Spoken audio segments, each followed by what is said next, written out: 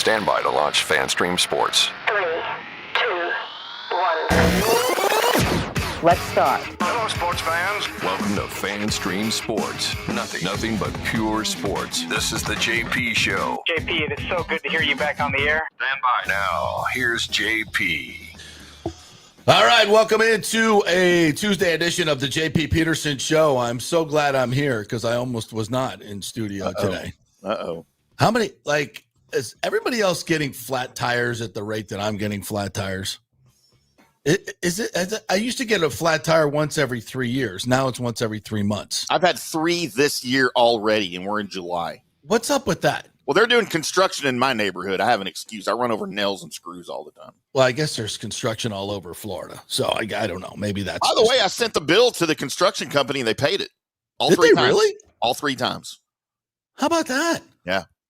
I'm like, y'all need to clean up. Can I send a bill to the state of Florida for I-4? Can I do that? I'll make a call to Ron, see if he'll approve that for you. I mean, we're spending enough money on roads and toll roads. Toll roads, by the way. Florida is the most tolled state in America. Has to be. Oh, I thought that was Texas. No, I don't know. We should do some research on that. Danny, find out. Intern Danny, give me the most tolled. I think they probably pay more in New York because they're $15 every time you cross a bridge into New York. Yeah. Crazy taxes. Anyway, welcome into the show. We had flat tire this morning, had to get that shenanigans done, but we're here and we got a great show planned for you because Orestes Destrade is going to join us in studio. Hopefully for the entire second hour. He's got a busy schedule, but he's trying to jump in here around 11 o'clock. So we'll get him in here and just talk all things baseball, Rays, Major League Baseball, and Lord knows where it'll go with the Big O when he comes in. It's one of the best talkers in the business, whether it's baseball or anything else. Very learned man. And on. He's so world great. Traveler. He's so great. I'll have him speak a little Japanese just for the fun of it. I always love that. Chow. Yeah, he can. Talking baseball in Japanese is like, it just sounds cool. So we'll do all that. We'll get into a little football as well today. The Buccaneers, and I kind of wanted to look at outside the division, see what other teams have done in this division. Everybody seems to think that the Atlanta Falcons are the biggest threat. I think that's a good call. The Panthers. I don't know, something sneaky about the Panthers, the way they played at the end of last year that just has me a little concerned. I don't know what's going on there, but I'm a little concerned. Major mistake by the intern. Oh, can't have that. It's okay when a host does it, but not an intern. Tim leaves his phone on every day. Don't worry, 17 calls come in, but don't worry about it. But for the intern, you're fired. We'll look around the division a little bit, see what other teams have been up to, and it's specifically the Falcons. And we play them in week 1 up there too. That's what's gonna. I mean, that's you just jump right in.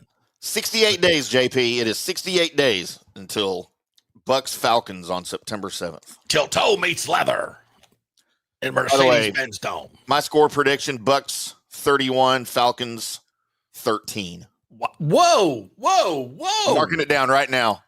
On 31, July 1st, 13.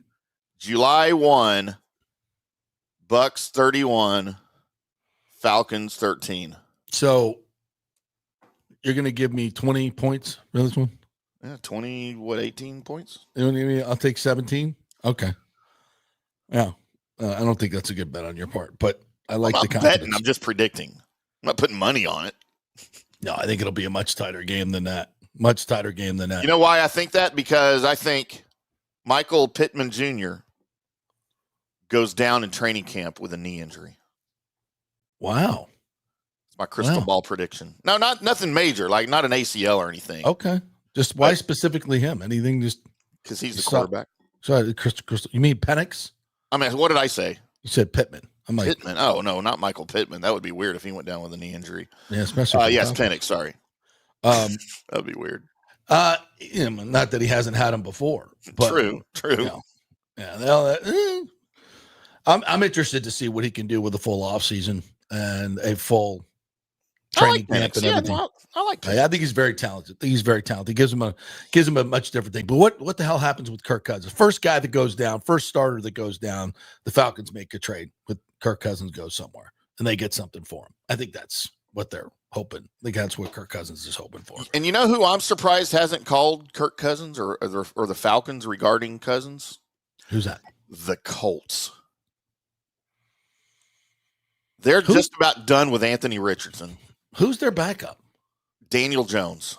Oh, that's right. I remember they got Daniel Jones. And from what I hear, I don't cover. They're not one of the 58 teams I cover, but I know everything I'm hearing out of the Colts is that they are just about they're a whisker from being done with Anthony Richardson, who, by the way, we all called him to be a bust in the NFL. I never liked his game in college. Well, it's just such a ridiculous pick at the fourth pick overall. He had no shot of living up to that. No, I'm shocked that they're not one of the teams. That's not the kid. That's the organization. You don't put that on a kid that's had 3 starts in college.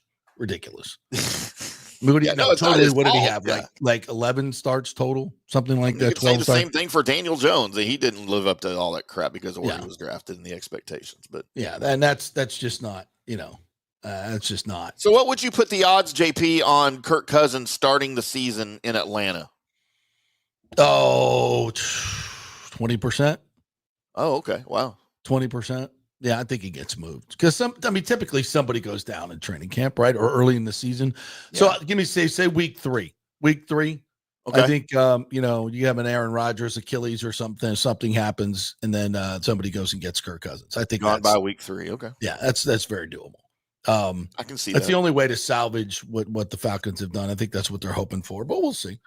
By the way, JP, I am featuring right now on my body the brand new dark blue Fanstream Sports T-shirt. We gave a couple of those away at Riveters this weekend. They're very popular. Y'all got them before I did. I just got that's the way it should be. And you know what else? The forest green. Yeah, I got one of those too. The forest green is very popular as well. And we got new hats coming, and they're going to have the Fanstream Sports patch on the front, like yours and mine. But it's also going to have fanstreamsports.com across the back. Oh, I like that. So you can wear it backwards like you're doing right now. Yeah, I can still represent the brand. I like that. Yeah, so I'm handing out shirts at Riveters, and I'm coming, I'm doing the sizes, and I'm like, okay, a large, I got 3X, and my eyes, as soon as I look up 3X, there's this woman looking at me. And I'm like, I didn't mean to look at you. I was like, no, that wasn't directed at you. I was just rhetorically, who wants a 3X? She gave me this like really dirty look. I'm like, no. That was a rhetorical question. Hey, lady, question. Sorry, we don't have any 4X. Ouch, babe. And she was not a big woman at all. And no wonder she was so offended. Oh, that's hysterical, man. That's hysterical. All right, so that's the play for today. Sit back and do anything you guys want to bring up, thoughts. I was listening on the way over to our good friends at Joe Bucs Fan, Ira Kaufman, Lee DeCamper, and Steve Isbitz. Great podcast, by the way. If you don't listen to it, you should. And they were perusing and discussing the extensions of Light and Todd Bowles and trying to find a reason why the Bucs would extend Todd Bowles at this particular time. And I think we hit on it, and they never really mentioned it. Really? The lame duck status. Because I think they said there was an option for 26, which I was not aware of. I thought this was the last year. And I guess technically it is the last year if there's an option. I don't know if it's team option. Yeah, team option. Team option. Yeah. I don't think the team option thing works in terms of saying, oh, he's got another year on his contract. No, it doesn't. I don't think it removes the lame duck status that we discussed. That was such an issue with the Dallas Cowboys last year, right? Mm-hmm. I mean, that's all we talked about here in Dallas. Every game, every press conference, it was all anyone was. And they really never mentioned that as a reason. They were poking around some other places, and obviously, is it something that the Glazers wanted to maybe get him on the cheap, extend him? If they think they're going to win a Super Bowl this year, then he's really going to be expensive to bring back. That's a thought. If they go deep into the playoffs, which I think they believe they will, does he get more expensive at that particular point? I think that's true. I'm not even sure how long Todd Bowles wants to coach. He doesn't seem to me to be one of those lifers. He seems to me to be one of those, hey, if I win another Super Bowl, like if the Bucs were to win a Super Bowl this year, I think Bowles would say, yeah, I'm going out on top. He should be, yeah. Yeah, pay me a nice parting gift and I'm out. What's he, 61? 60, yeah, so he'd be 62, you know? Yeah. So, I mean, he just doesn't seem to me like he's been grinding for a long time. Yeah. And, to go out with another Super Bowl with your own as a head coach, that seems to me to be, that would be, I think that'd be very Bowles-esque. So I don't know. Maybe he's also maybe a lifer. Maybe one of those guys that just can't breathe without coaching. So he doesn't seem to be the Bill Belichick type to me. No, not at all. Not at all. He seems more like a Bill Cowher. Right. And by the way, and all those people that keep saying and have said, oh, Bill Belichick's going to coach the Bucs. Shut up. You started that rumor. Yeah, Florio's still talking about it. I wrote about it and I felt dirty while I was writing about it. Right. I don't like doing this. This is like, where is that even coming from? And I made it very clear when I wrote about it that it was not my idea. I quoted Florio 3 or 4 times in that article. Yeah, that's just bizarre. Put this on me, y'all. Yeah, bizarre. All right, so let's get into a little bit of Rays. We're going to talk a lot of Rays in the second half of the show, obviously, with Orestes Destrade. But, he just hit the game last night, a 6-4 game. Caminero with another bomb, 2-run bomb, got him back into the game. They go to the 9th inning, and it's the Fairbanks comes on, and just, we can't get the job done. It really came down to one hit. Butler got it, a double in the gap that just barely got between the two outfielders, and that was the difference in the game. And I think in the bottom of the 8th, Brandon Lau was on second. They get a single to left, and I forget who the A's left fielder was, but he made a fantastic throw and play on that little short hop. Picked it up, and he picked up the short hop and while he's preparing himself to throw, and literally flipped himself while he threw the ball, a perfect strike to home to get B-Lau. That would have been the go-ahead run. I think it just changes the complexion of the game, but a great play, and you just got to tip your cap to the A's. They made the plays when they had to last night, and they come up with a 6-4 win. You don't like you don't like the Fairbanks in the 9th with 3 hits, 2 earned runs. No. But when you look at it, he threw 19 pitches, 16 of those were strikes. You like that. So you just give credit, like you said, to the A's for making the plays. Yeah, he just left the curveball up. He got a big strikeout right before that. He's 2 strikes. He's on the cusp of getting out of it. They're going to go to extras and probably winning in extras. But it just, that's the way it goes sometimes. If you leave a bad team in the game, the A's are 35-52, their last place team. You leave them in, let them hang around. Stuff like this can happen. So, I thought, Caminero gets his 21st home run, which was, another bomb to center field. The guy's it's just unbelievable how good this guy is.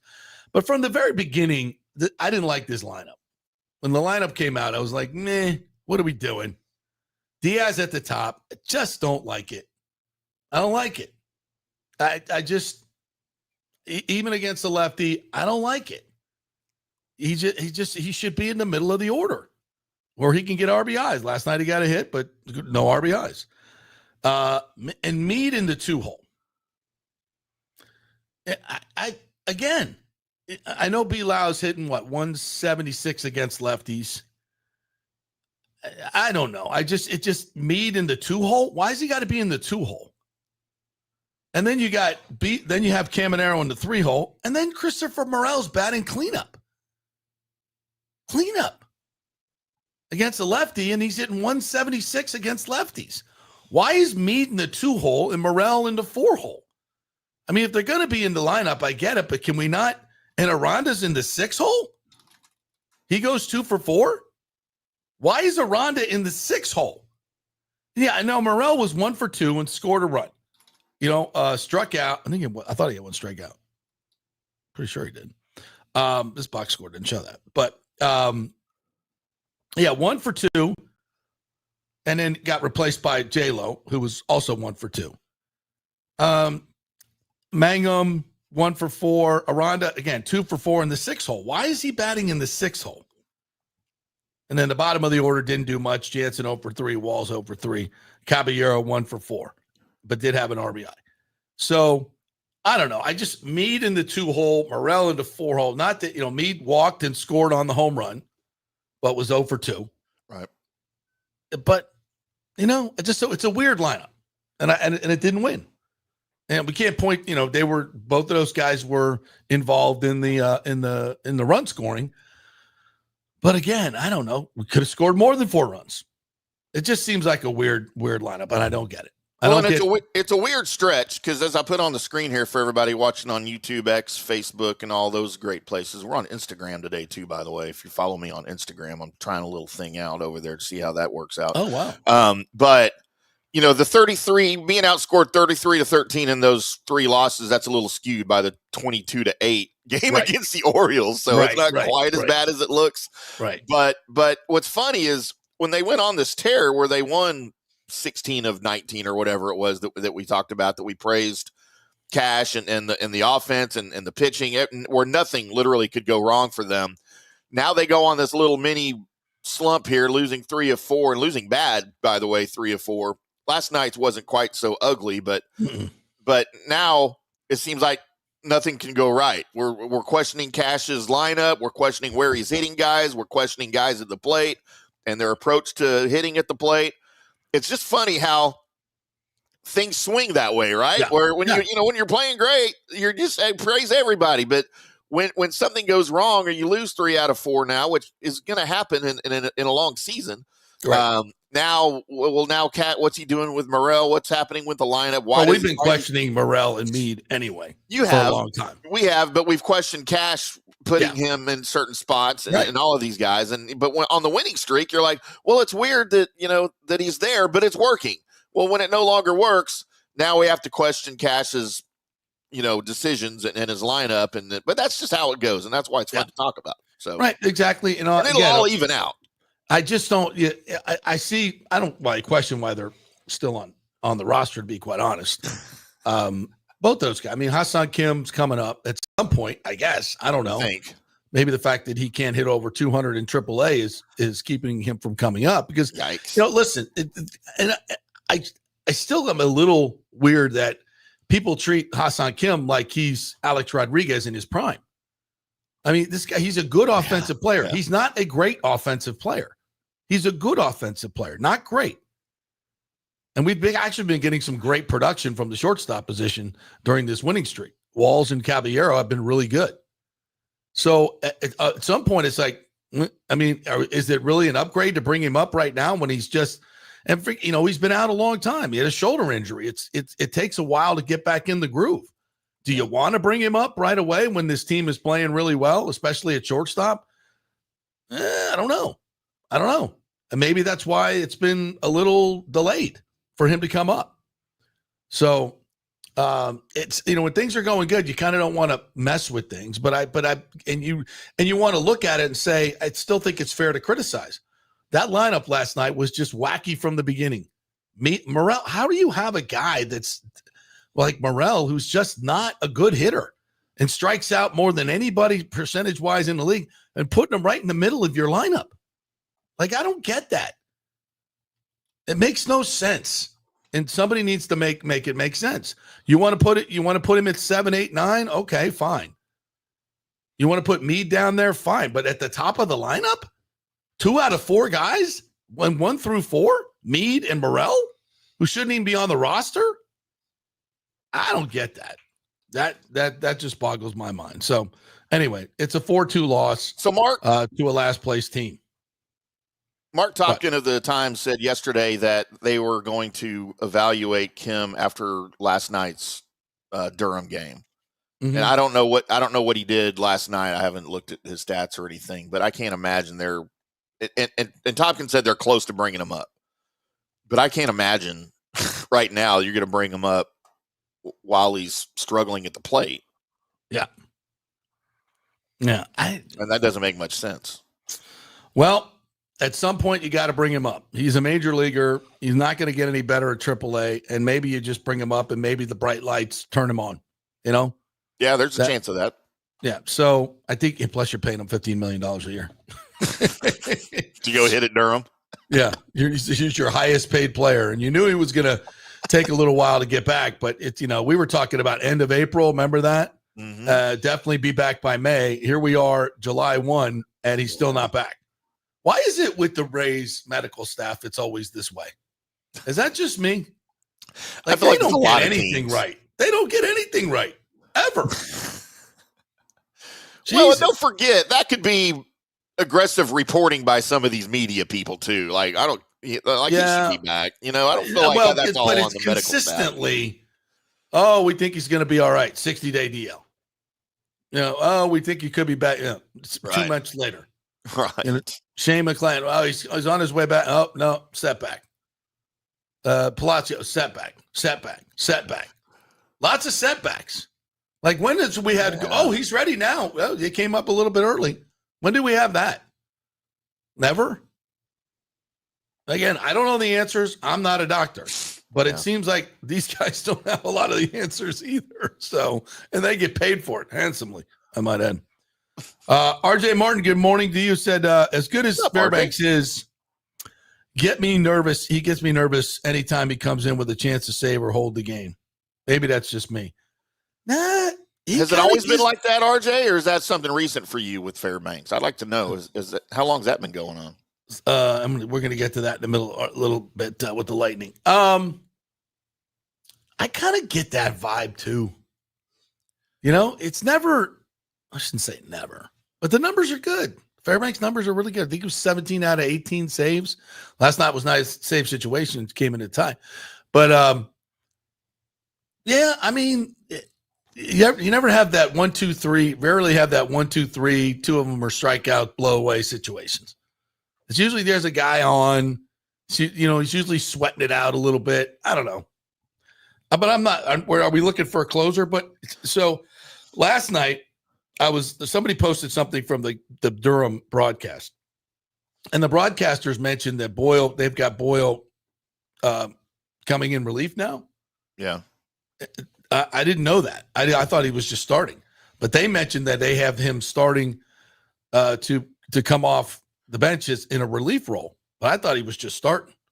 So, and if they're starting to train him as a back end reliever, yeah, I think that's a great idea.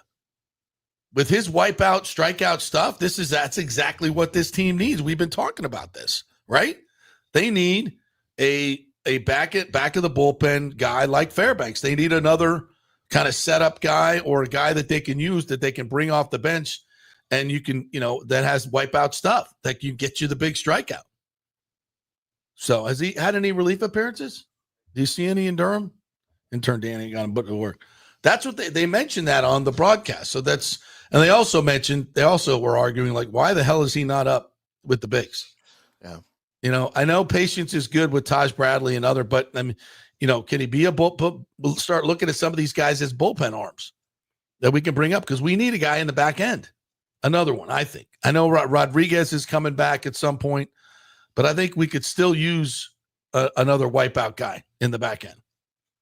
No, so you don't see any. Yeah, they mentioned it, and I was like, well, are they can they move him to the bullpen? One game not started. Maybe that was the one game. Maybe that's the one game. I don't know. But I think you look at him. You look at Shane Boz, who's not, has issues sometimes going late. They've got a lot of great arms, and you don't want to kind of mess with their starting rotation. That's been really, really good. But I'm wondering, what again, this team has played really, really well. We're talking about taking it to the next level. When you get to the postseason, what are you going to need? You're going to need another experienced, hopefully a power hitter that you could go out and get, and someone who can perform in postseason that's done it before on an expiring contract that you don't have to pay dearly for, but you're going to have to give up something to get something. And this would be a nice time to go do that with the pitching staff that you have. And I think you need one more bullpen arm. We'll talk to Big O when he comes in here. We talked a little bit about this last week, but we'll get into it a little bit more because they got a lot of talent down there. How do you mix and match it? We're just spitballing here. How do they become a better, more dominant team? Because I think you saw Buster Olney predicted a Rays Dodgers World Series. I'd be in on that. We're going to make some trips to L.A. Hell yeah. That's a great stadium out there, man. Oh, it's beautiful. God, as old as it is still so relevant. First place I ever went to see a Major League game. Really? Yeah. Chavez Ravine. Man, it's great. Dodgers Reds, 1979. Oh, the big red machine. Portions of it were still there, yeah. Still there, yeah. Mm-hmm. Johnny Bench, I think, was still there. Yep. Yeah, they still had some remnants of the big red machine. And back then, people forget the Dodgers and Reds were in the same division. Yeah, they were in the NL West. Yeah, they were rivals, big time rivals, Dodgers and Reds. All right, so we'll talk more baseball when O gets in here. So RJ brought something up, and it's a topic that I wanted to get to today. Where is that? There it is. Good morning. Sucks to see the Panthers signing back all these guys after getting the back-to-back. It does. So it looks like Marchand's coming back for 6 years, $36 million. So, longer than he's going to play. Kind of that same deal we did with Yanni Gore. Yeah. They also brought back Ekblad, and they also brought back Bennett. So we were, through the whole playoffs, we're going, well, at least, the Panthers are finally going to have their time where they're going to have to, break up the group. Well, unfortunately for the Lightning, salary cap has gone up, and Zito murked his magic down there in Florida, and they're able to keep all three, and Seth Jones as well. The great Seth Jones. Yeah. So, yikes. JBB, your turn. Now, he came out and said last week, don't expect anything big. Now, that could have been part of the Isaac Howard negotiations going on, the public negotiations that are going on. Because as we discussed yesterday, JBB said the teams that we want to make a deal with that want Isaac Howard, he doesn't want to go to. And the teams that he wants to go to don't want to give me anything because they know that he wants to go there. So to me, it's a big game of chicken. Who's going to blink first here? Because we think Isaac Howard says he'll go back to Michigan State. I think everybody knows that he needs to be in the NHL for his career to start. And remember, the sooner it starts, the sooner he gets rich. That's a big deal. The sooner you get through that first year, 3 years contract, you start making real money. Does he want to delay that by a year? That's dumb. That you're cutting off your nose to spite your face. You're literally taking probably $6 million out of your own pocket if you don't start your clock this year. That's dumb. And Baby B knows that. So Isaac Howard can sit there and say, I'm just going to go back to school. No, you're not. You need to be in the NHL for your development to continue, and you want to get that extra money. Now, I mean, could you make a case that you'll get it at the end of your career because you'll play one more year? You could, but your age doesn't change. Right. When you're done at 34, you're done at 34. Not because you started, because you're not going to, it's not like you're going to sit out and not play. You're going to play at Michigan State. Now, that's not a full NHL season. I get it. But, we're looking 12, 14 years down the road. What we do know is if you start now, in 3 or 4 years, you're getting the big money. We know that for a fact. And it comes a year early. So it's a big game of chicken right now. So, and I think JBB is playing it the right way. So when he comes out and says, no, don't expect anything big. Don't expect anything big now after the draft is done. I think that's him, saying, hey, we're good with waiting until next, getting a second round pick next year. Now, obviously he would like to get more. So I think maybe him saying that was kind of a little subterfuge to kind of sit back and tell the Isaac Howard camp, we're good. I'm not feeling any pressure to make a big deal. Now, that said, Isaac Howard's going, oh, yeah? Look what the Panthers just did. You need to add some pieces. You need to do something. I mean, and we can, and we'll debate this, and it depends on how the Lightning go into the regular season. If nothing big happens, if this is the roster the Lightning have, Lightning fans, how you feeling about that? Is this Lightning roster good enough to beat the Panthers? Now remember, Oliver Bjorkstrand did not play in the series. And obviously the Lightning had some other issues. Losing Hagel for most of the series, either through injury or suspension because of a cheap shot from Aaron Ekblad, which payback's coming. That should be interesting. So how do you feel, Lightning fans? Are they good enough with the roster that they have? Geeky gets better. Maybe one of the Gonsalves becomes a 20-goal scorer. Very good possibility. The Lightning just get better by being, the younger guys getting better.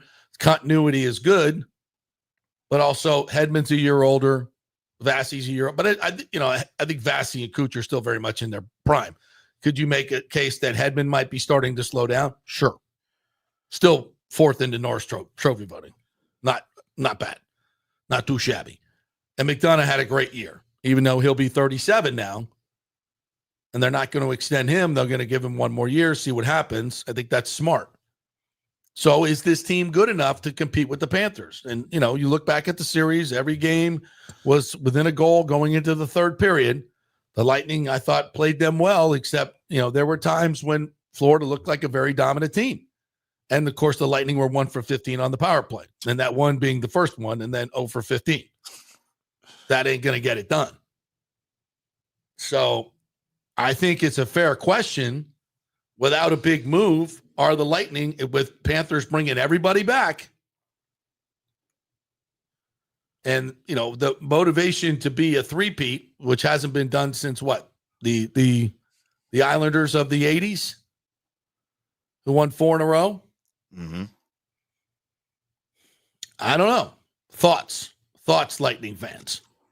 I said it at the end of the season, and I kind of feel it still, that I don't know if this team is big enough and strong enough to compete with the Panthers from what we saw during that series.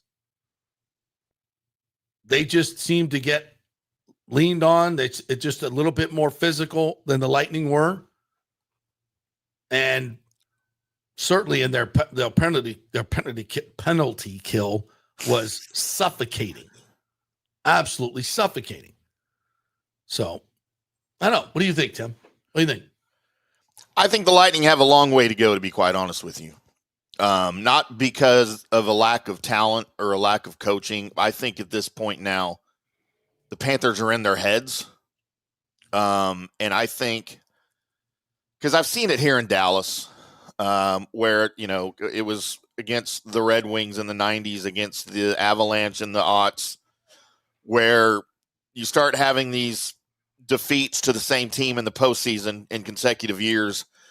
And that's all you think about. Even in the regular season, you play those guys and you play great, and you might beat them in the regular season. You match up again in the postseason. And make no mistake, there's a really good chance that the Rays and the Panthers are going to match up again in the postseason. That's just how it always is because of the way the playoffs are formatted, right? So, I think I think they got a long way to go. And I think to a lesser extent, it's a little bit in Coop's head too. He didn't coach a bad series, but they got dominated. I mean, they got their asses handed to them, and that's I don't care who you are, that sticks with you for a little while. But from a talent level, by the way, Seth Jones is under contract with the Panthers through the 29-30 season. Yeah, so he's going to be there a while. He good too. He's super, and I've explained to you how I know him, right? Like where he came from. No, his dad. You know who his dad is? His dad is Popeye Jones, former Dallas Mavericks great. I did not know that. Yeah, Seth and his brothers all grew up here in Dallas, playing and in Colorado because Popeye went and coached for the Nuggets after he left Dallas. Joe Sakic was instrumental in Seth Jones' development as a young hockey player. But just because of my friendship with Popeye, I've watched Seth grow up and his brothers grow up. And anyway, he's a hell of a player. I never knew he was going to be this good. Like I thought he'd be good, but holy crap. But anyway, I just think from a mental capacity, I think the Panthers are in their heads. And if they match up again next season, that doesn't go away. And that series, those last two seasons don't go away. And it's going to be a hard out for Florida, for the Lightning to get Florida. But so in that vein, and there's been all this smoke and talk about Connor McDavid. I don't know how real it is, but these guys, spitting chicklets. There's a lot of national media. That's a great show, by the way. Yeah, they keep matching Tampa. They never say Tampa Bay. They always say Tampa. Yeah, which I don't like. It's Tampa Bay. Keep matching Tampa Bay with Connor McDavid. Now, as I sit here, is it if you're going to have to give up half the freaking team to get Connor McDavid? So is Connor McDavid enough to put you over the top to beat the Panthers? If depending on what you got to give up, what do you have to give up? I don't pretend to know what is enough for Connor McDavid. I would think that Vasilevsky or Kuch has to be involved. People have floated trades that don't include them. And if you have a trade that does not, if it doesn't include him, is it Point, Hagel, Sorelli, and Chernak? Does that do it? And is that too much? I don't know. It's Connor fucking McDavid. I don't know.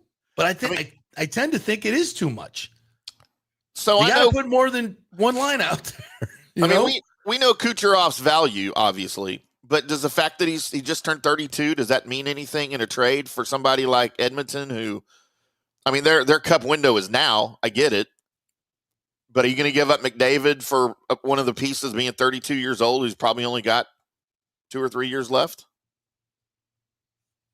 I don't know. Like, do you want that to be a big piece if you're Edmonton? Like, I don't know. Would I rather have Kuch or Point? Point's, 5 years younger? And a 50-goal scorer? I think I'd rather have Kuch. He's two-time MVP. Yeah. And I know he's 32. Point's 29. But he doesn't play a heavy game where he's got a huge wear and tear. He's had no major injuries. A few things here and there. But I think Kucherov has at least 4 good MVP type seasons left. Okay. At least 3 or 4. Probably means something then, yeah. Yeah. Playing with Draisaitl, Jesus. But McDavid's it's just a different type of cat. He's a different type of cat. You know what he is. You know what he does. I don't know. I don't know. I don't pretend to know hockey that well. We need to get some better experts on here to talk about this, and we'll do that with Engblom. But it's hard to bring people on from the organization to talk about trading Kucherov or Point or any of these people. It's just it's a tough verbal conversation to have. It just is.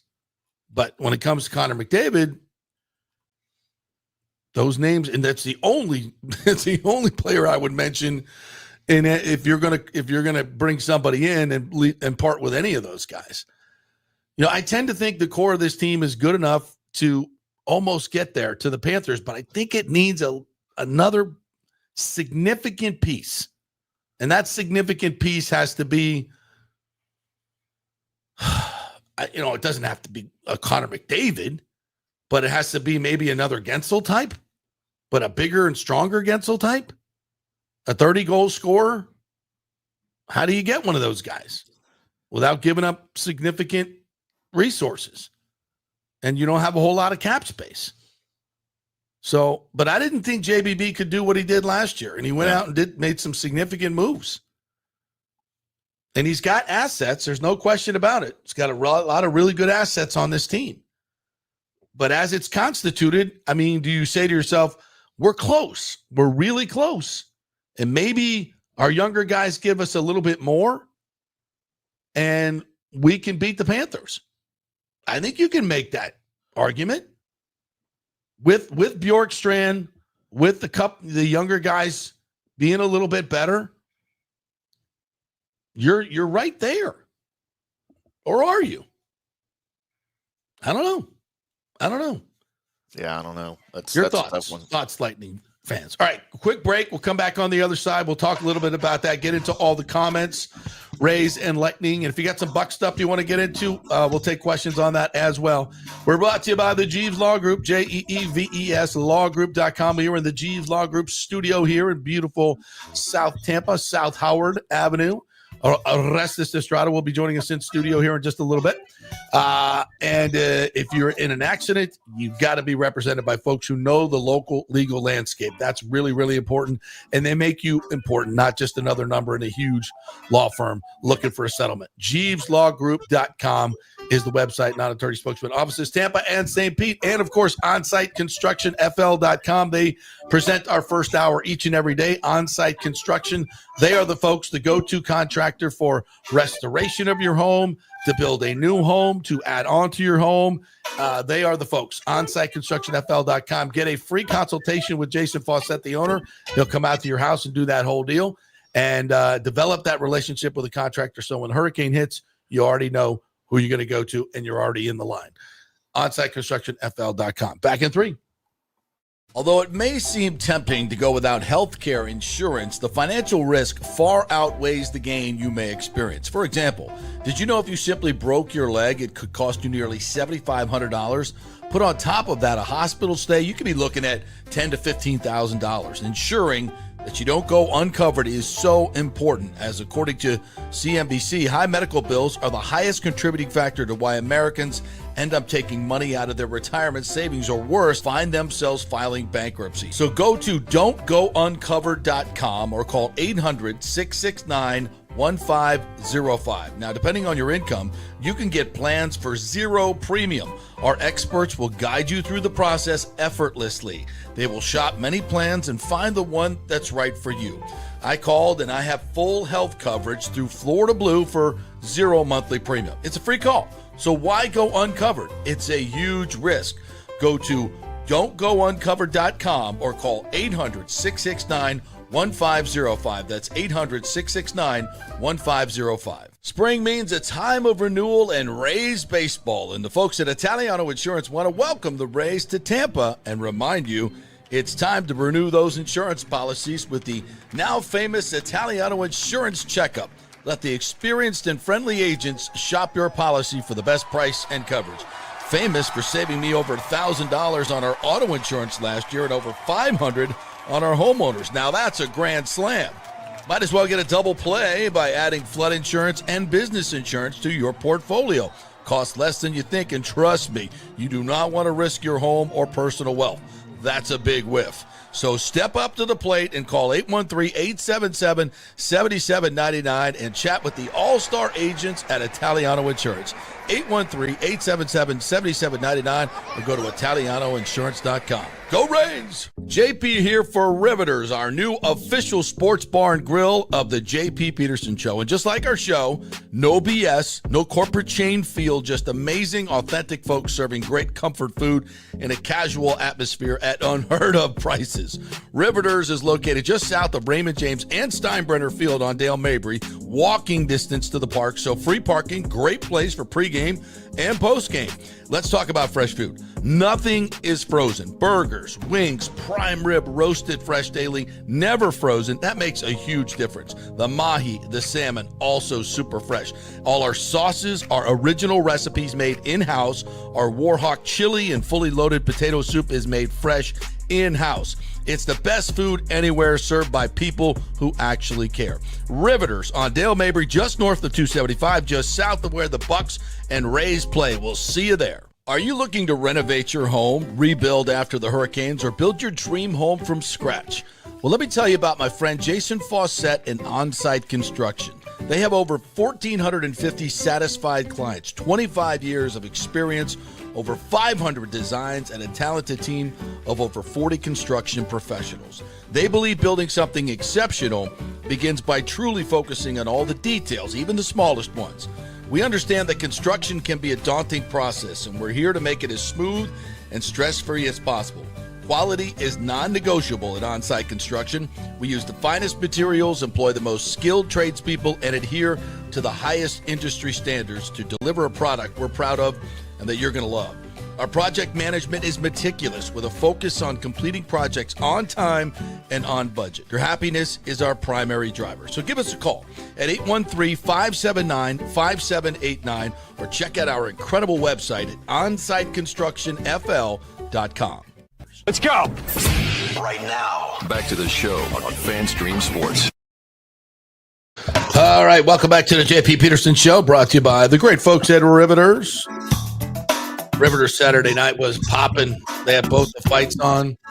They had the prime rib special going. That place was going nuts. Prime rib, man. Prime rib, not just the sandwich, man. I'm talking about the 8-ounce or 12-ounce. Oh, my God. They slow roast that sucker. There ain't nothing better than an in-cut prime rib, medium rare. Yes. It gets crusty on the ends. That little crunch to it.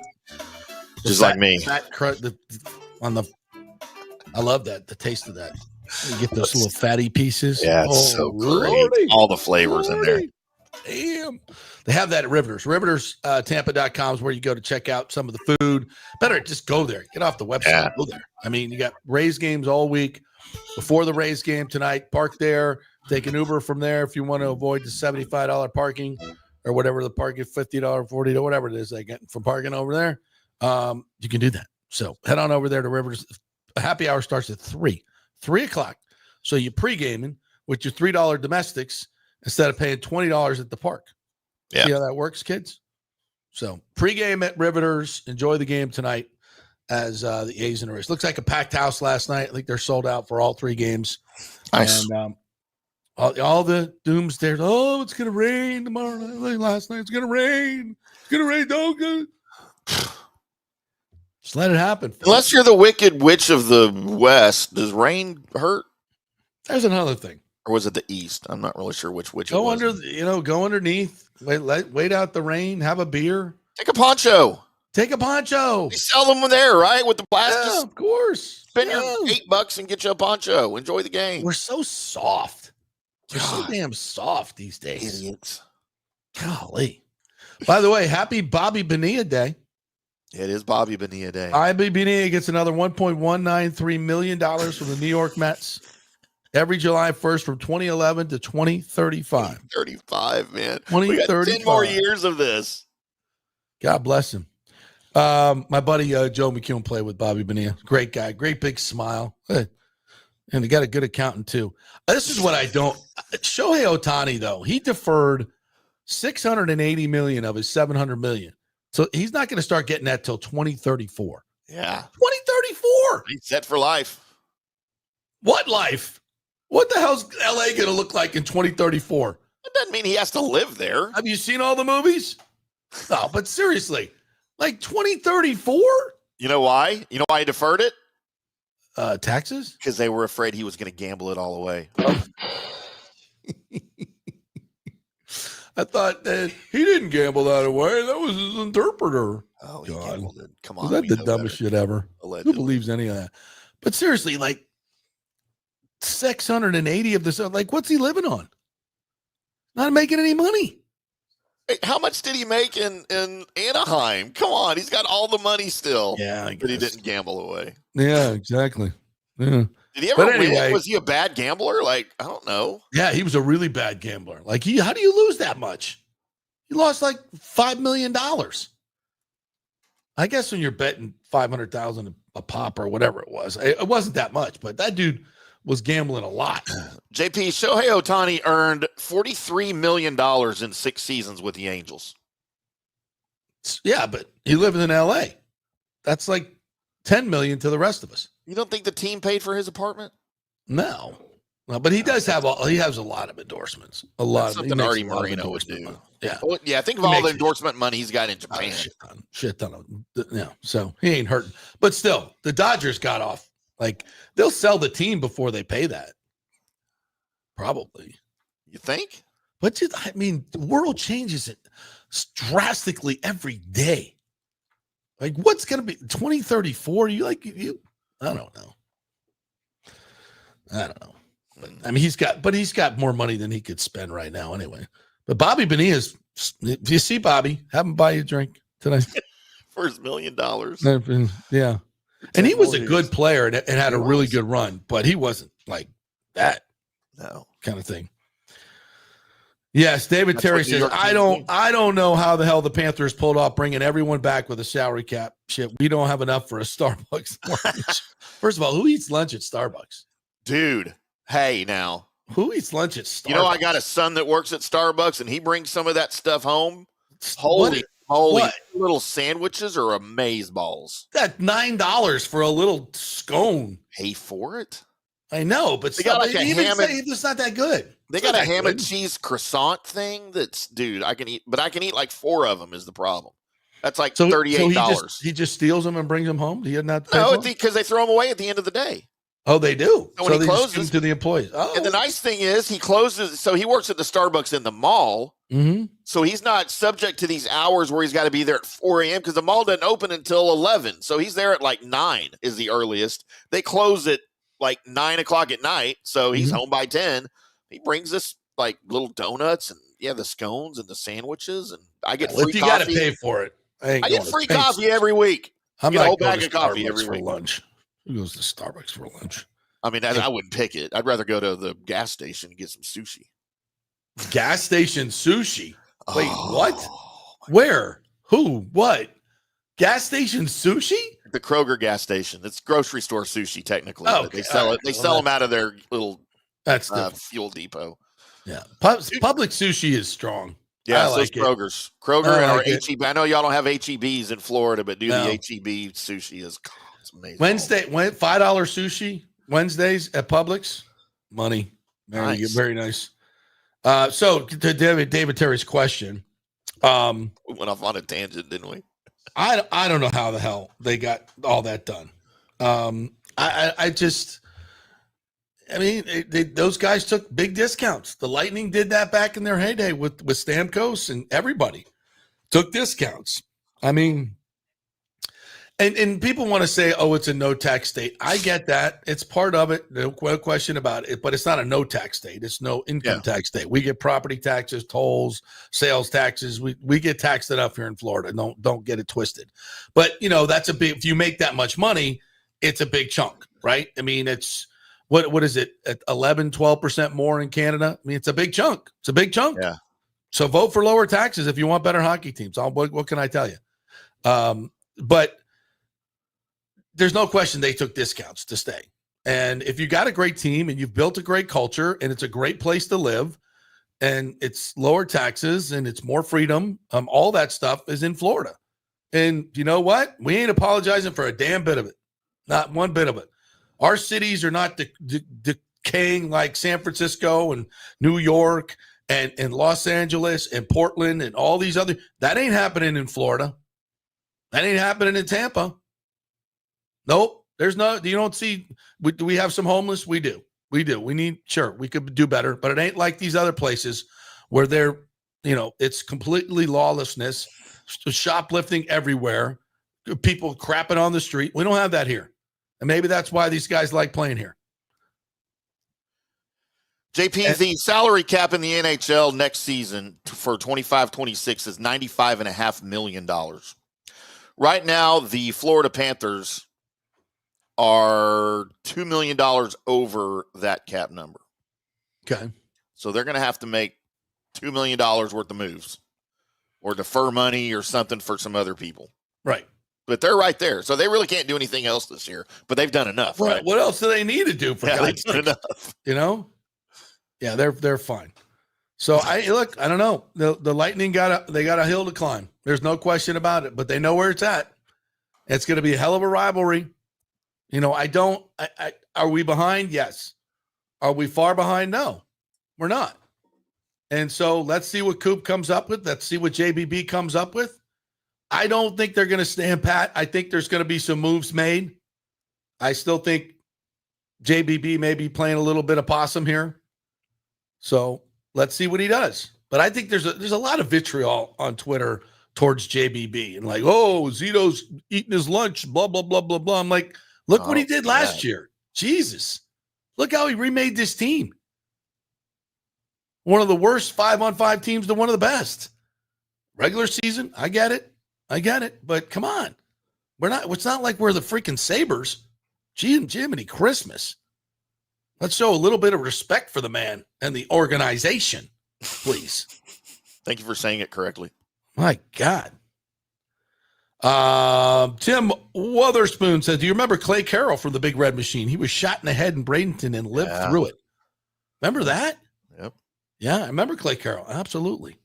Good relief pitcher, I believe, right? I'm not mistaken. First name greatest says if Bowles coached like Dan Quinn did in the playoffs and the Bucs, Dan Quinn didn't get to the playoffs with the Falcons. Well, actually, he did. Took him to he went to the Super Bowl. The Super Bowl. That didn't end well for him. I'm thinking, that Dan Quinn back with the Falcons, but he was always aggressive. And lost his job, I think, in the Falcons more because the personnel got really, really bad. Well, but I've always liked Dan Quinn as a coach, and we worked with him that first year up in the Falcons, and I thought he's really a different cat. He's a great motivator. I love him. Super smart guy. And you didn't love him at Dallas though, right? Oh, I loved Dan Quinn. I thought he was great. Yeah. I was ready for him to take over until that playoff fiasco against the Packers. Yeah, that was a head scratcher as I scratched my head. As beloved as Dan Quinn was in Dallas by the fans, by the media, that one game turned the entire fan base against him, and it was great that he went to watch. I still love him, dude. And you know what? It wasn't his fault. I don't think they lost that Super Bowl. I blame all of that on Kyle Shanahan. Yeah, I agree. All on Shanahan. I agree. And somehow he's this beloved creature in San Francisco who can't win anything. I don't know why they love him so much over there. But I mean, Dan Quinn staying aggressive. That was always his mindset. And did that get him beaten the Super Bowl? You could put it on Shanahan, but listen, if they'd have kept scoring points, they'd have let's go back to this game. And I said that the day after the game, first name greatest. Absolutely. I totally agree with you. He outcoached Todd Bowles. He outmanaged the game. There's no question about it. They knew that their better segment was their offense. And they were going to lean on their offense to win that game. The Bucs decided to lean on their defense to win the game. And it didn't work. And they ran out the clock and kicked the game-winning field goal. Now, look, the Bucs were a couple plays away. If they make that tackle on Jaden Daniels, is it a little bit different? Yeah, it might have been. Do we win in overtime? Do we get the ball back? I don't know. Yeah, you don't know.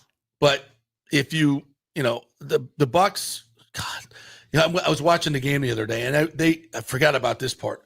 So on first down, right before they had the trouble on third down with the snap and had to kick the field goal at the end of the game, the Bucs are driving the ball. And Bucky takes a handoff or a pitch, and he goes around the left side.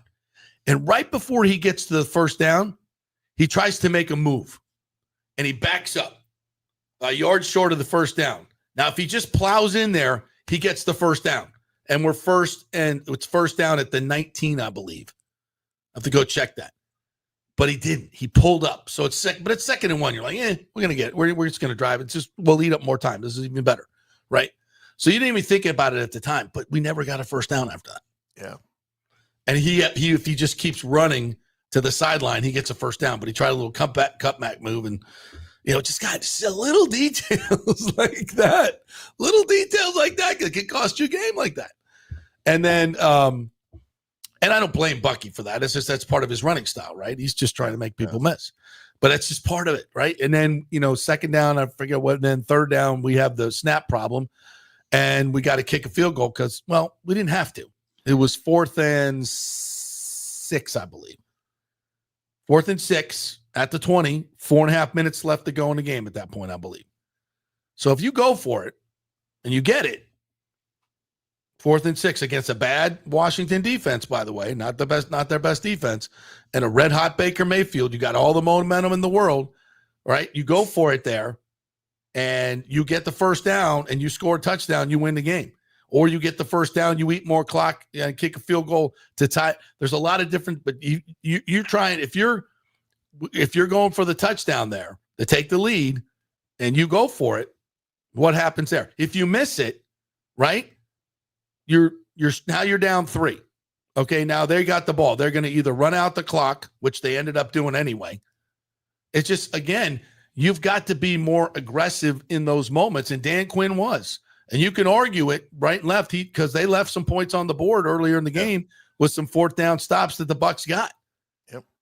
But in the end, they won the game. They left you with 7 possessions in the entire game. And one of those was a fumble. Yeah. You can't. Yeah. That's inexcusable, man. Yeah. In that situation, that was a tough one.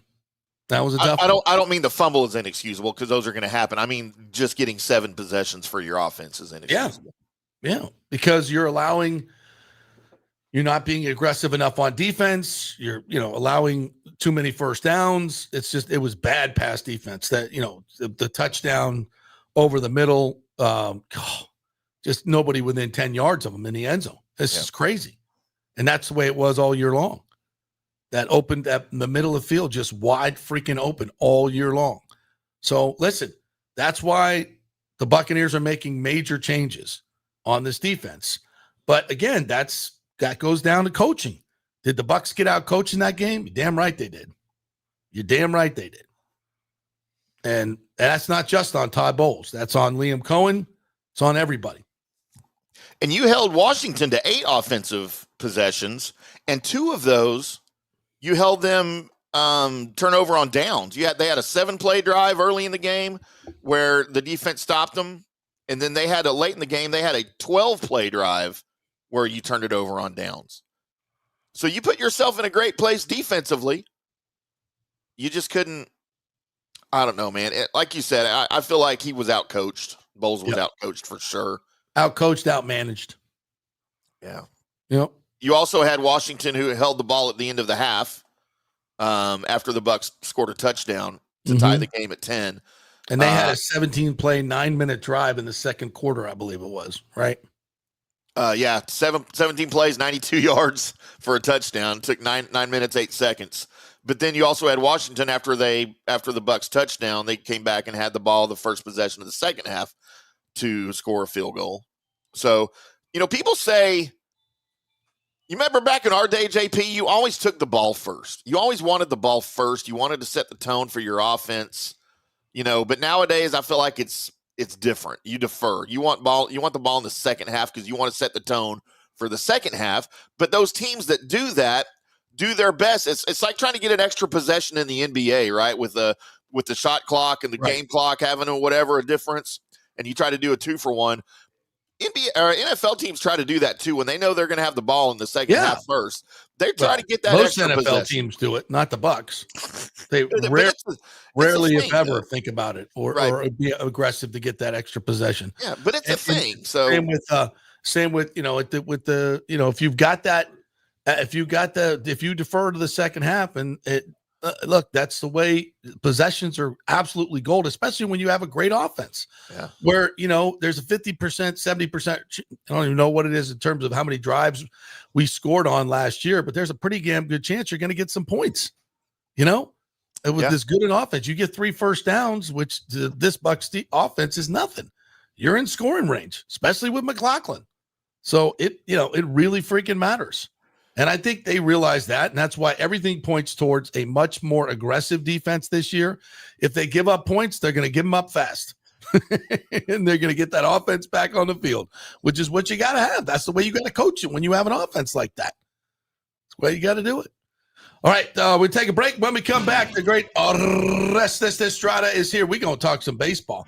I guarantee he's going to talk some Bucs, probably even some Lightning too. Yeah. I know. We're going to talk some food in Japan. I bet we're going to do that too. So all that is coming up and more right here on the JP Peterson Show, brought to you by the great folks at the Gold and Diamond Source. Julie and Steve Weintraub, absolutely wonderful local benefactors. Their local company here for over 40 years has done so much good in the community. But that's not the only reason you should shop there. The main reason is because they have the best selection and the best prices and the best staff. They will make sure that you get what you're looking for. They're not going to try to upsell you on a bigger ring than you need to get. You tell them what your budget is, and they're going to stick to it. No high pressure sales, none of that shenanigans. That's why you're going to go and get your engagement ring like so many other people did, myself, Nick, and Bob. Gold and Diamond Source, 3800 Ulmerton Road, and always online at the goldanddiamondsource.com. Back in 3 with the great Orestes Destrade. Hey, JP here for my concierge medical professional, Chris Lugo, PA. You've heard him on the show for a couple of years where he shares invaluable medical, nutritional, and supplement advice. With Chris, it's like having a medical provider as your best friend. What I love about this concierge service is the convenience and support he offers. I can text or call him 24/7 with any questions or concerns, and he'll promptly call in a prescription if needed. No office visits or copays required. It gives me peace of mind knowing I have someone genuinely invested in my health, not just focused on insurance profits. And the best part, the Bay Area Modern Medical Center's personal concierge service is more affordable than you might think.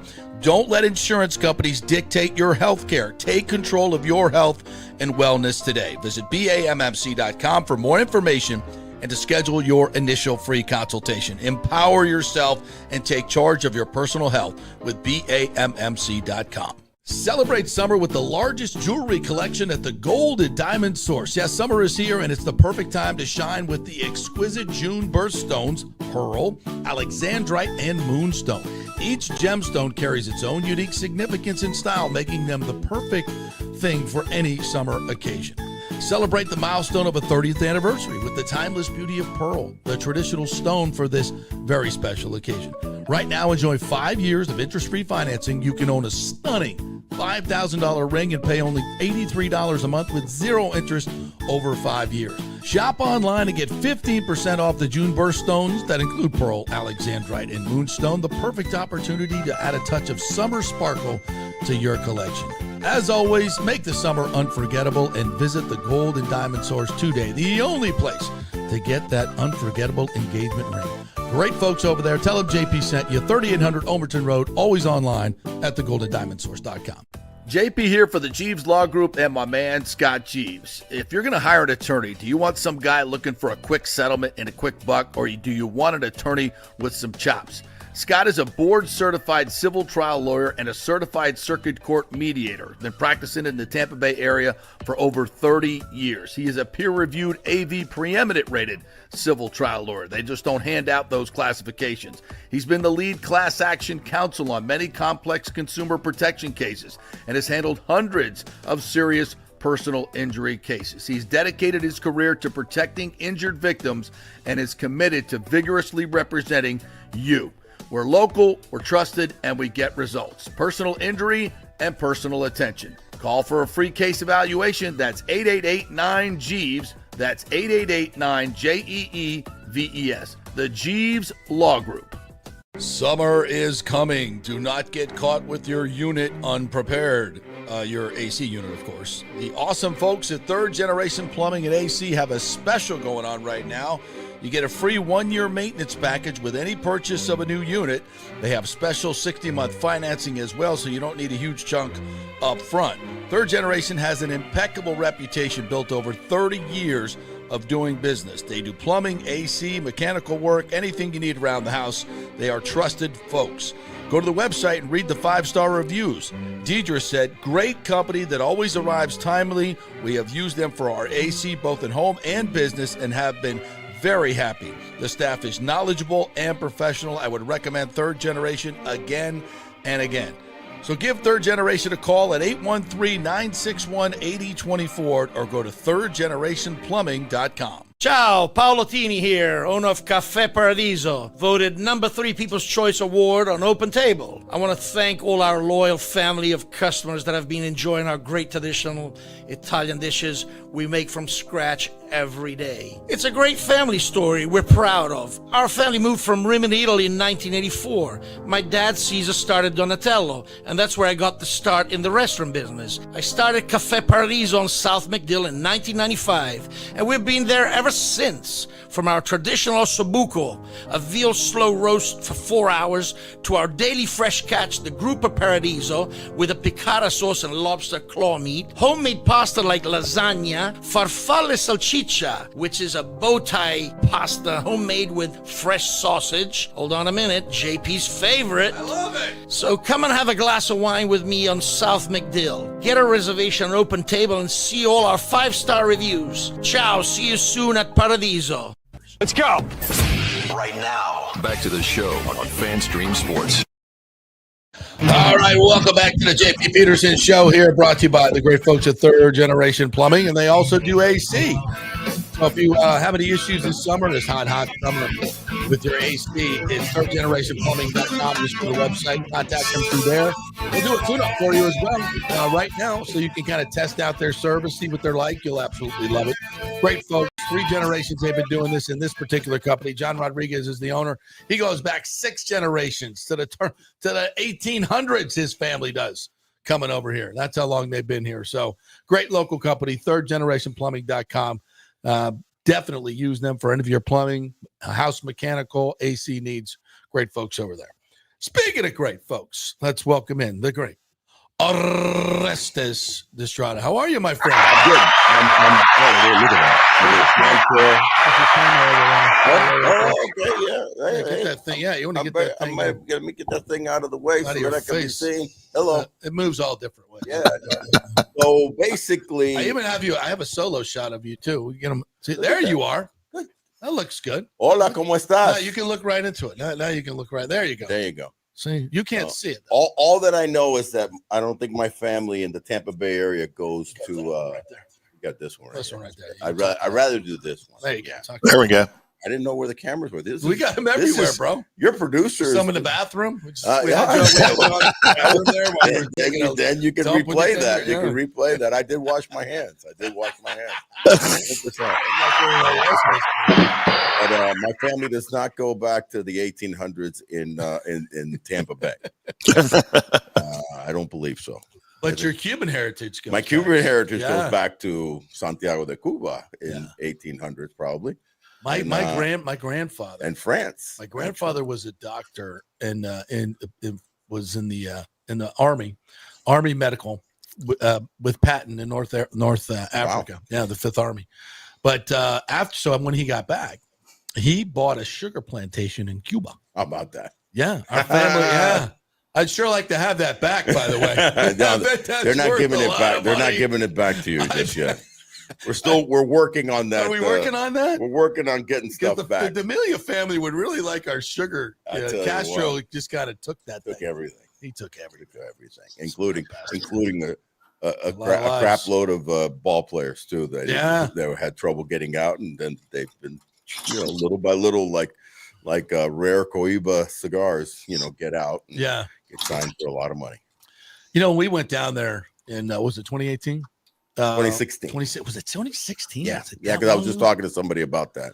Because the documentary that I did for Fox LA that year was in 2016. 2016. Yeah. Wow, that was an eye opener for me. Yeah. Landing in Havana, driving through the streets. I remember when we first got off the plane, and we're driving through the streets of Havana, and it was, wow. Yeah. Talk about poverty. You know the story of how I didn't go on that trip, right? Oh, that's right. Yeah. I totally forgot. I brought up a bad. No. So it was. Way to go, JP. It goes to show you the regime that is still governing over there. So I had done 3 WBCs for ESPN, and the last one I think was 13 or 9. I was doing Japan round, Puerto Rico, and then some sideline stuff on the championship games. So there was a 3-man booth with myself, Oral Hershiser, and the great Gary Thorne in Puerto Rico. Oh, love Gary. Cuba, Dominican Republic or Puerto Rico game. Mm-hmm. And Gary happens to ask me, so if you were never, if you hadn't gone out and your parents snuck out when you were 6 years old, what you probably would have played with a national team. What would you have done? I go, I would try to sneak out like everybody else. I would try to escape. Yeah. Firstly, to escape the regime, to escape to not get a chance to be free and play at the highest level in the major leagues, and also then try to get my family out. So Right. that was on ESPN in the booth. And years later, Fox asked me to narrate and also be a great big part of this feature, which is a documentary that came out concurrently as the Rays were going to Cuba. And so we're in Miami filming. So I agreed to go. I didn't want to go. I'll be honest with you. They came to me in November 2015, and I said, I can't go. And I go, in my heart, The Rays? No, Fox? Fox LA. Yeah. And I said, I'll narrate and I'll do it, but I don't want to go to Cuba because I want to go to Cuba after both Fidel and Raul have passed away. That's kind of like my thing. Right. Okay. Right. Yeah. So I went and they were like, we really want you to go. And they pretty much put the screws on me. And I said, oh, I'm understanding what you're saying. Like you need to go. Comprende. Yeah. Yo comprendo. And I'm going to Cuba. Cried with my parents, and because they knew how I felt about when I wanted to go to Cuba. I agreed to it. And here we go to Cuba. We're leaving in February. We're going before the team was going. Right. Team went in March. Right. We're filming a bunch of stuff with Tony Perez and Cookie Rojas, my parents. I think I've sent you the video. Maybe I haven't, but I'll send it to you. It's called the Behind the Veil Cuba baseball, story. And you can see it on Vimeo. And long story short, we're at a Panera Bread. We had just filmed, I think, Cookie Rojas at Miami at Marlins Stadium. And we're going to another site to go film. So we're with the crew. We're leaving for Cuba the next day to get all the footage down there. It's me, 7 people from LA with a producer, all Americans, right? Big time, yeah. It's big time stuff. Big time stuff. I'm the only Cuban-born person. Right. We're sitting in Panera, and all of a sudden there's a call from our Cuban contact, and they said, put Orestes on. The guy tells me, they're not giving you a visa to go. You're not allowed to go. The producer go get the camera. So he wanted reality TV. Hell yeah, and smart. He's got me in the thing talking about how, getting the news that because of what I said on ESPN, wow, they just wanted to slap the only Cuban-born person in the crew, and they didn't give me the visa. So I didn't get to go to Cuba, which in turn, was I still haven't gone to Cuba since I was 6 years old, and I'll go when I know that Raul Castro has passed. But it was emotional because I went like, you were going to Cuba, I'm going back to where I was born. Yeah. And probably literally had some plans to see I have a, now she's passed away, but an aunt. Most of my family have gotten out, but an aunt and an uncle and cousins. So I was excited at that point. This was November. I didn't want to do it. By February, I'm like, okay, look, we're going tomorrow. Like tickets in hand. Right. And they slapped me on the wrist. Remember my partner at the time, Ron Diaz. Yeah. They wouldn't let him go either. They wouldn't let him go too. Yeah. Yeah. So, but with my deal was supposedly they found out that it was my frankness of telling what I would do. So I ended up going, and as far as I can tell, we were the first non-censored broadcast. Oh wow! Out of Cuba since 1959. Wow. There was nobody. There was nobody around. Normally, when obviously there were tons of news crews that have gone down there. Right. But every time you go down there, you would have a chaperone. Sure. And they would be listening to you. And they would what you say. And they would take your film or censor, whatever. Yeah, if they didn't like what you were saying, they would censor. Yeah. And it's interesting you say Ronnie because Armando. Ron Diaz is that and his real name is Armando, but and my son's name's Armando, so I'm always calling him Armando. But he because he said a lot of critical things. Yeah. So it's spot on, by the way. 100%. So he was crushed. I love him. He was crushed. He was crushed. He was crushed by that. He was probably more crushed. I talked to him around that. He was more crushed than I was. I was crushed because it was like the very next day we were leaving, so it was like weird. I think Ronnie was crushed in the overall picture of he really wanted to see Cuba. Well, he wanted to represent it, and that was taken away, and it's sad. It was sad. He was crushed. Probably sad, and that's why they did it. I think they knew, of course, what they were doing to kind of. And they were, they were very nice to us. Nobody was in our booth. Yeah, nobody. I'm sure there were people listening. Of course there were. And I remember, basically what I said is, there's been a lot of strife and many lives lost over this, this revolution and everything else. I wasn't super critical, but I wasn't trying to get thrown out of the country either. No, but I wanted to be reporting. I wanted to be a little bit of frank, and also speak of the hospitality where there was fantastic. The people of Cuba are amazing. Of course. I went to, and we'll get to the race here in a little bit, but I took a day and I just went by myself to Old Havana, and I just wanted to experience it as best I could, the local flavor and everything. So I'm going through the streets, and street vendors are coming up to, oh, you want some cigars? You want some things? You want to buy this? You want to buy this? And I said, what I really want is some authentic Cuban cuisine.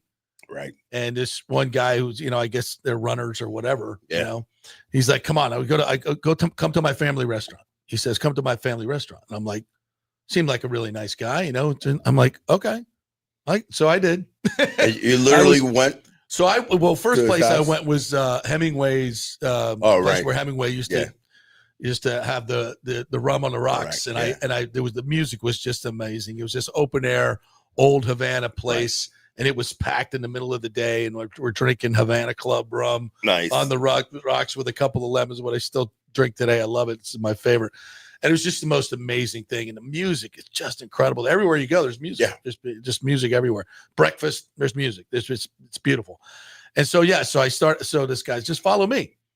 And I go, okay. So he takes me in this building, and I'm like going up this staircase. I'm like, okay, what am I getting? What am I getting? What am I getting into here? The best meal of my life, or I'm you're dead. Yeah. And so we get to the top, and it opens up in this beautiful rooftop restaurant, like a veranda, like a veranda overlooking Old Havana. Nice. And there's these two guys playing guitar. No way, dude. It's just unbelievable. They're playing with the nylon guitar. And one of them's got 5 strings, the other one's got 4. Yeah. They can't even afford the full string the guitar. No doubt. And they go into this Stairway to Heaven thing. No, man. And I have it on video. I get shows just thinking of, and they're so freaking good.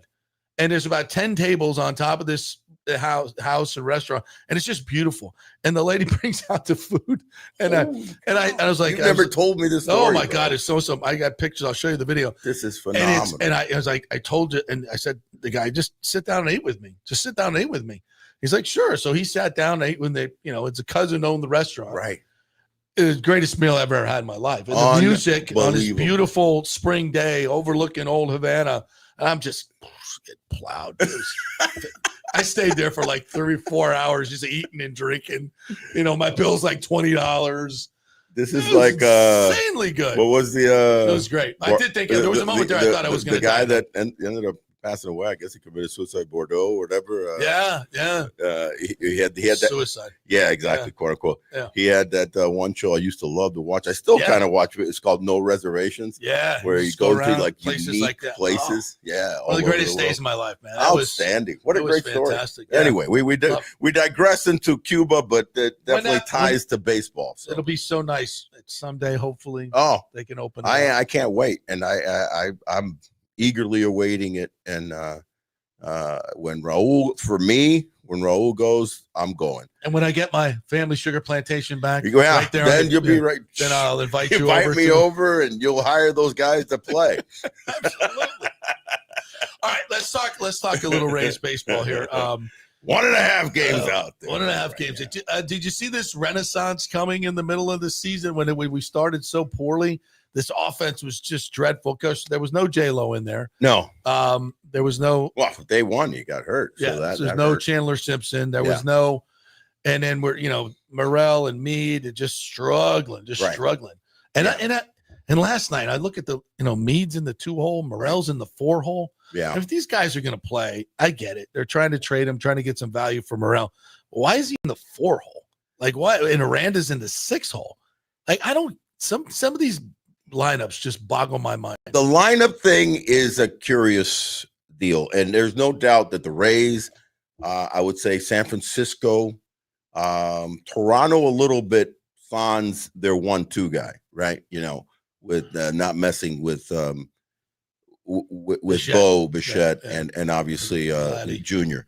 So, but everything else they kind of mess with a little bit. Springer obviously is having a good year too, so he's in the mix there in the 1, 2, 3. But the bottom line with the lineups is they really use, and I have to agree with some aspects of. I'm not a huge sabermetrics guy, but there is some mathematical, sense Method to their madness. Yes, that does make sense. You want to get your best couple of hitters in 1, 2. I think with Meade, I gotta figure that he can be going down soon. Maybe it was just kind of with Kim coming back. Yeah, he's with the odd man out, right? with Kim coming back, he has to be the odd man out. With Morel, I think you're looking at maybe showcasing a little bit to see if they can make a trade. Because I could see him going somewhere because you can't send him down. So you can't bring Kim up and an option down Morel. So you're in a situation right now where, but I will say this team, the original question you asked, I didn't see this. I didn't see Jonathan Aranda having such an incredible all-star caliber year. Mm-hmm. Didn't see that. Didn't see Magnum being this good. Yeah. To be honest with you. And yeah, even Mangum has at 29 years old phenomenal to come up after 10 years in the exactly league, yeah, and be such an almost a little not a 4-tool player because he's not really a pop guy, but a strong 4-tool player, switch hitter. Yeah, hits well from both sides. Great defense. Out of the didn't see Caballero having 29 stolen bases at this point. Yeah, you know what I mean. And Junior having 21 home runs at the break. I did see that. You did see that 100%. 21. I mean, I saw him having 40 home runs this year. Wow. So we're at the halfway point. Yeah. We've already passed the halfway point. So honestly, 20 at this point, I'm not surprised. I saw Junior hitting 40 home runs. I think Junior Caminero is going to be hitting 40 home runs for the next decade a year. So this is a guy that is a superstar in the making. He's a guy that could end up with 400 plus home runs in his career. An Adrian Beltre type of, presence. The biggest problem with him that I see is just staying in shape, not getting too heavy, not getting too cocky about how good he is. And you get a little bit, we saw that. There's no way he goes Wander Franco. He doesn't go Wander Franco, but he could go, even though Miggy Cabrera ended up with, one of the greatest, right-handed hitters in the last 40 years, he got heavy and he could have stayed in better shape. And I think you could have seen him have 3,500 hits. Right. He was that good. Yeah. But the weight, pushed him to first and pushed him to not be as. So that's kind of where I see Caminero being. But the other thing I'm going to tell you that has been the biggest, the pitching it's sensational. Not really surprised. Taj Bradley is about what he is. He's hot one day, cold the next. Shane Baz, I think, has got one of the most dynamic arms of the whole staff. Yeah. Effortless. Sans, Shane McClanahan, healthy. Yeah. That's it. But effortless and having all the stuff, I think he's the best of all of them. Yeah. Rasmussen's story with 3 surgeries is phenomenal. And I really push, I'm push for that kid to be successful and a great human being. And then the other 2 righties and Ryan and Littell are above average and can stick it to you. But the one offensive guy that I think we're forgetting that the 2 that really bring it together is the years that Brandon Lau has been having. Yeah. I didn't see that. Consistency. Exactly. That's not always been his issue. I didn't see that coming. Yeah. And he's been darn consistent after a little shaky start. Then he's just been boom. And, he's just committed like RBI, homers, key hits, key homers, key at bats the other day with like 11, pitch at bat. Maybe not playing on that hard turf at Tropicana Field is helping him out. Maybe. I didn't think about that because we talk it beats up on the body. Oh, so God, then you're, he is all the time. Kyle Tucker literally says every time he plays in the Trop, he has to ice his knees for an hour after. Really? Yeah. Well, I I played at 3 Rivers and that was stone cold Steve Austin stuff right there. Those surfs were horrible. Yeah, that was that ruined careers. You could think of. So maybe this helping Bilal playing outside, and then Yandy turnaround because Yandy really had a horrendous April. Yeah.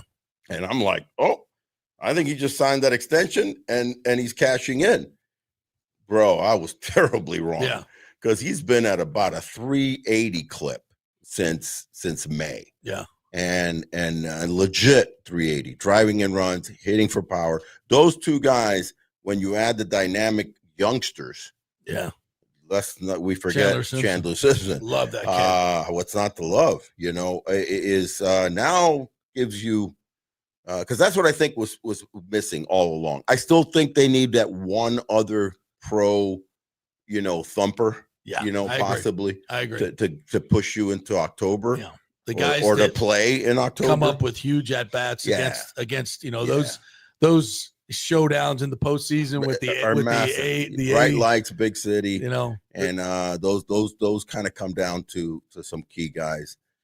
Every now and then you get some youngsters that surprise you and push you forward, but it's key veteran hitters, key pitchers. You got to have at least three that and we need a little back end of the bullpen too. Back end of the bullpen, I think, is imperative. Yeah, because I think the team is missing that.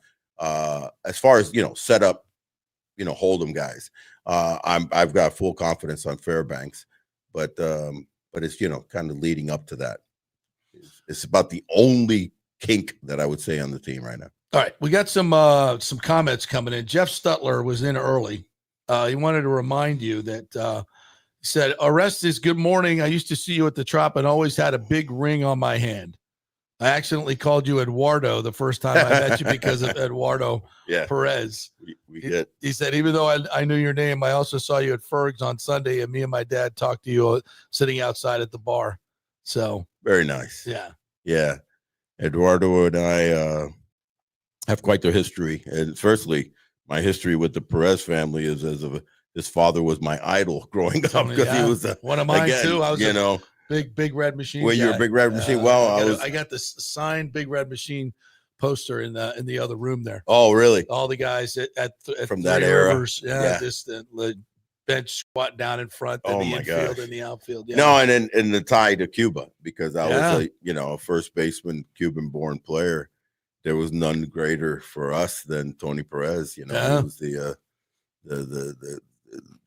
greatest RBI man in history. Well, So Eddie and I became fast friends from a long time ago. Well, I was a young cub reporter when Eddie was playing for Florida State. Okay. So he was my go-to guy. Stick a mic in his hand. And he's got a good.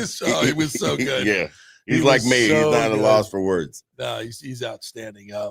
So yeah, that's a great time. Jeff says he loves the big red machine. He also mentioned this. He said, Three Rivers story, Barry Sanders made Rod Woodson twist into the turf, tore his knee up. Ooh. Oh, yeah. That turf was awesome. You played with Bobby Bonilla. Happy Bobby Bonilla. Happy Day. Bobby Bonilla Day 1.1 million, yeah. Yeah. You played with Bobby and I Barry played Bonds? with Barry. I lockered in between Bobby Bowe and BB and Barry Bonds. So we were all very, very close. Still are. I mean, that team was. Who else was on that team? Doug Drabick won a Cy Young there a couple years after I had gone off to Japan because I wasn't getting a chance to play every day. I was on the team. I was glad to be in the big leagues. But Andy Van Slyke was one of the best center fielders in the game at that point in time. LeCavier was the catcher. The catcher, Mike LaValle, and squatty guy. And what a gun, what an arm. Chico Lind at second base. We had Bell at short. That's right, Bell was at short. Yeah, what a team. Yeah. What a squad. It was a good team, and great pitchers. Bob Walk, Dave LaPointe, obviously Dougie. How far did you go? John Smiley. We finished second to the Mets that year. The Mets won no wild card back then. No wild card. No, so the Mets won the East.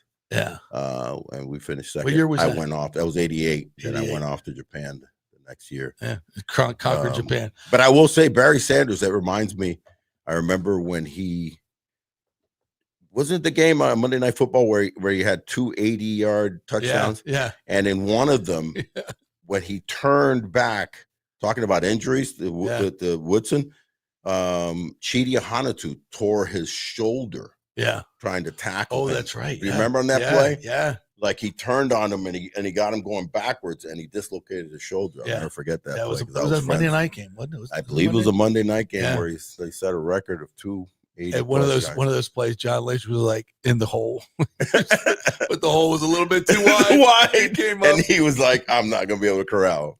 Johnny Lynch, former Marlin, by the way, for a minute. Yeah, that's right. Yeah, first round draft pick.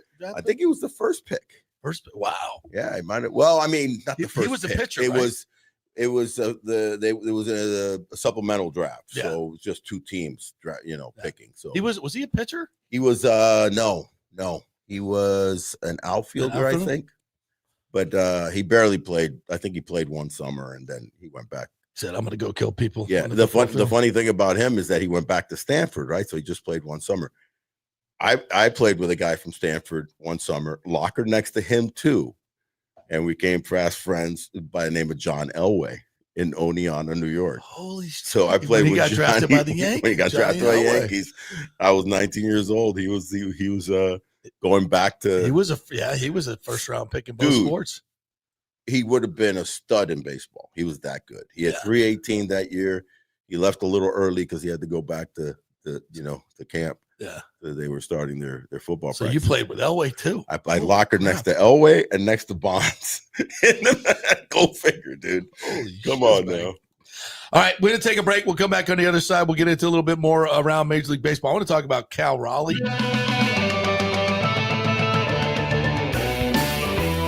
And all kinds of MLB stuff. You guys got questions about the Rays, MLB, put them in the comments, and we'll hit with the big questions here. We are brought to you by the great folks at Don'tGoUncovered.com. Don'tGoUncovered.com. If you don't have health insurance, folks, you got to get it. You got to get it. And find different ways to get it for you. It may not be as expensive as you think. Let them do all the work. You save all the money. Don'tGoUncovered.com.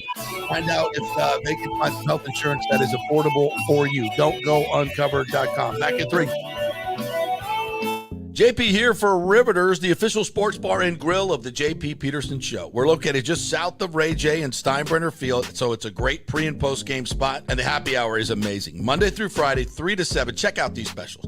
$3 Bud Light drafts, $4 domestic bottles, $5 wells, $6 premium wells, $6 cocktails like margaritas. That's unheard of. And the Riveters food is freshly made daily. No freezers. Happy hour food specials include $3.50 tacos and barbecue sliders. $6 you get edamame or chips with the beer cheese, which is amazing. $8 buffalo chicken dip, my favorite. The truffle fries, chili cheese fries, also $8 at happy hour. As well as other specials throughout the week, including Taco Tuesdays, you get $3 tacos, and Wing Wednesdays, 7 o'clock to 1 a.m. in the morning, you get our amazing wings, 5 for $5 and $5 wells and wines. That's a good Wednesday night. So if you're tired of the preppy, overpriced, generic sports bars, come see the amazing, friendly bartenders and staff at Riveters, where customer service really matters. Riveters, just south of where the Rays and Bucs play. We'll see you there. Going through a medical emergency without health care insurance can cause you to go into crippling debt. In most scenarios, people are forced to either break into their retirement funds or worse, they're forced to file for bankruptcy. The sad truth is that health care insurance is crucial in today's day and age. Look, I get it. Many of you think you're never going to get sick and health insurance is really expensive. Well, we can help you out with that. Depending on your income, we can find great plans and huge discounts. God forbid you get cancer, a car accident. It could literally ruin you financially for life. So make the call and find out. Even though the open enrollment period is over, you may have some qualifying life events that can help you get covered right away. It can be very complicated, a very intimidating process, but we can help. Go to our website and check out all the 5-star reviews about our helpful agents.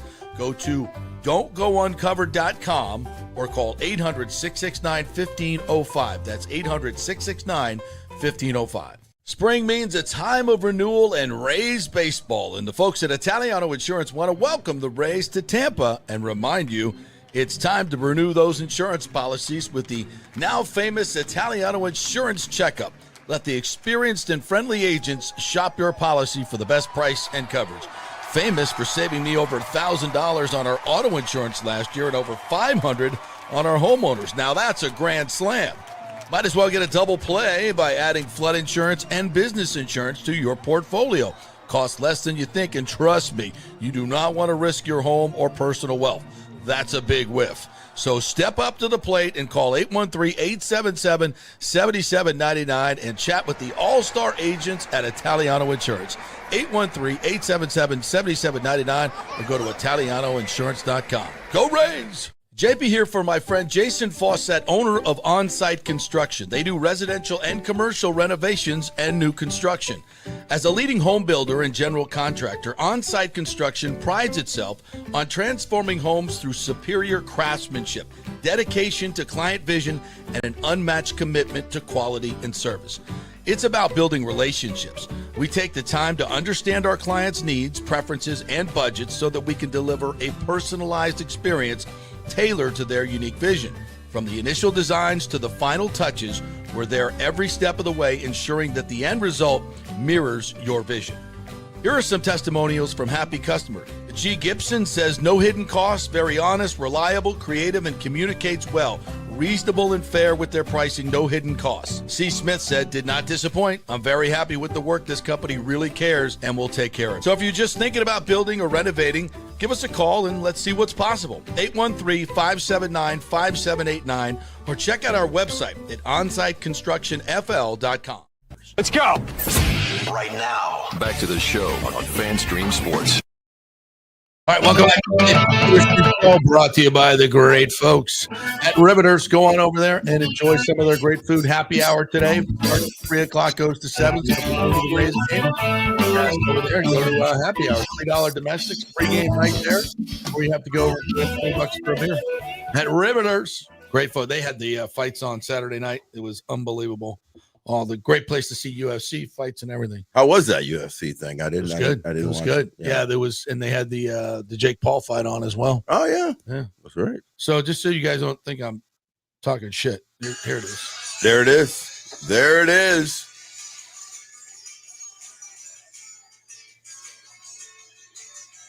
Hotel California. I thought it was Led Zeppelin, but it was The Columbia restaurant in Ybor has nothing on that right there. Yeah, that is authentic as you can get, dog. There's the rooftop Come on. restaurant. Look at that. That's so cool. Just look like that. And it's just somebody's home. You know, that at that point they were letting folks, and there's my man Umberto, who said, come to my house. I said, all right. So we're smoking cigars. Can you believe that he did that? So come to my I thought I was gonna die. Cigars, rum. Yeah, it's like, you want to buy the rum? That, Cuba's not. No, that's what people told me. It said that It's it's super safe. There's another. That is so These guys cool, were bro. so freaking good. And one of them had like 4 strings on his guitar. Yeah. It's called a bass. No. He doesn't know. It's a no, buddy. I got one right behind me. That was awesome. That was awesome. God, they were so good. All right. So let's talk a little bit about the rest of the league. First of all, the Yankees. Yeah. What do you? I mean, here's the thing about the Yankees. Whatever it is they need, Yeah. they're going to go get at the deadline. And I don't know what they have in terms of prospects left to go make some deals. But where do you see the Yankees? They've got some talent. They do. Where do you see the Yankees and what they need? Bottom line, what has been shown up for them in the month of June, sadly, if Judge doesn't hit, they don't win. If Judge doesn't hit, Yeah. they don't win. He went through a little bit of a June swoon, and they did not pick him up. You know, by that I mean, you know, the phrase of baseball pick you up, like, you know, the other guys jump in there and score some runs because they just went through a lull. They went through a lull. I mean, we're talking shutouts, 3 or 4 shutouts, 1 or 2 runs. They're picking it back up again. So what do they need? It's not so much that they need another bat, obviously, because what you hope is that Stanton starts waking up. He just showed up, right, after all the elbow issues and stuff like that. So he's back in the lineup, which is a little bit tricky because he's a $20-something million player a year, right? So you want to kind of take advantage and use him. Yeah. He's very impactful. He's Mr. October. There's no doubt that throughout his whole career, especially last year, he showed how good he is in the clutch. But you also have Ben Rice, who's actually been having a talk about a Jonathan Aranda type year. Yeah. Ben Rice is crushing, you know. And so now where do you put Ben Rice? You have a trio of Ben Rice, Goldschmidt and obviously the monster in Stanton. That Stanton has to DH, and then the other two have to platoon at first. I don't platoon, Goldschmidt. I rest Goldschmidt every now and then, once a week. Right. So Ben Rice seems to be the odd man out. What they really need is a hammer third starter. They have two lefties that, if you look, and you scrutinize, how they're pitching. Sans, Carlos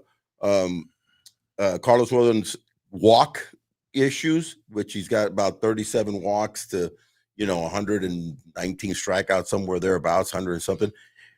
Other than that, those two lefties are hammer. Yeah. So that's 2 wins conceivably in playoffs. Yeah. Because I'm talking against playoffs. the Rays. Yeah, especially against the Rays, who struggle against lefties. Yeah. So you need that third one. It's definitely not Stroman. I love, the family, his wife, everything about him, Ryan Yarbrough, but I don't know if that's the guy. But serviceable during the season. Yeah. Serviceable during the season. And then, you got Warren, and you've got they're going to go get an A Schmidt. starter. You They're have to go get. But who's out there? Sandy Alcantara. You could possibly take a chance on him because he hasn't been the same since he's come back. But you got to think that when he gets out of Miami, though, maybe he's gonna turn it up. That could be interesting because that guy's dramatic. Yeah. So you need that starter. I like their bullpen. I think their bullpen is fine up and down, lefty righty mix.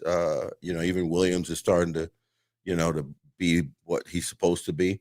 And Luke Weaver has had a little bit of a hiccup here recently, but it was due to coming back from an injury. So the Yankees are legit. The American League is, I tell you what, it's ripe for the taking. There's nobody, the Rays could win it all in the American League. 100% hands down, they could win it all. Houston with their pedigree and history could win it all. And then Detroit's kind of the new kid on the block. What do you think about the Tigers? I think the Tigers are a very well put together team, and they play very good defense. They've got a couple of veterans now, that they've picked up, and then they've got hammer pitchers. Schoolball is the best pitcher in the major leagues. If I got to win a game, holy shnikey. He is,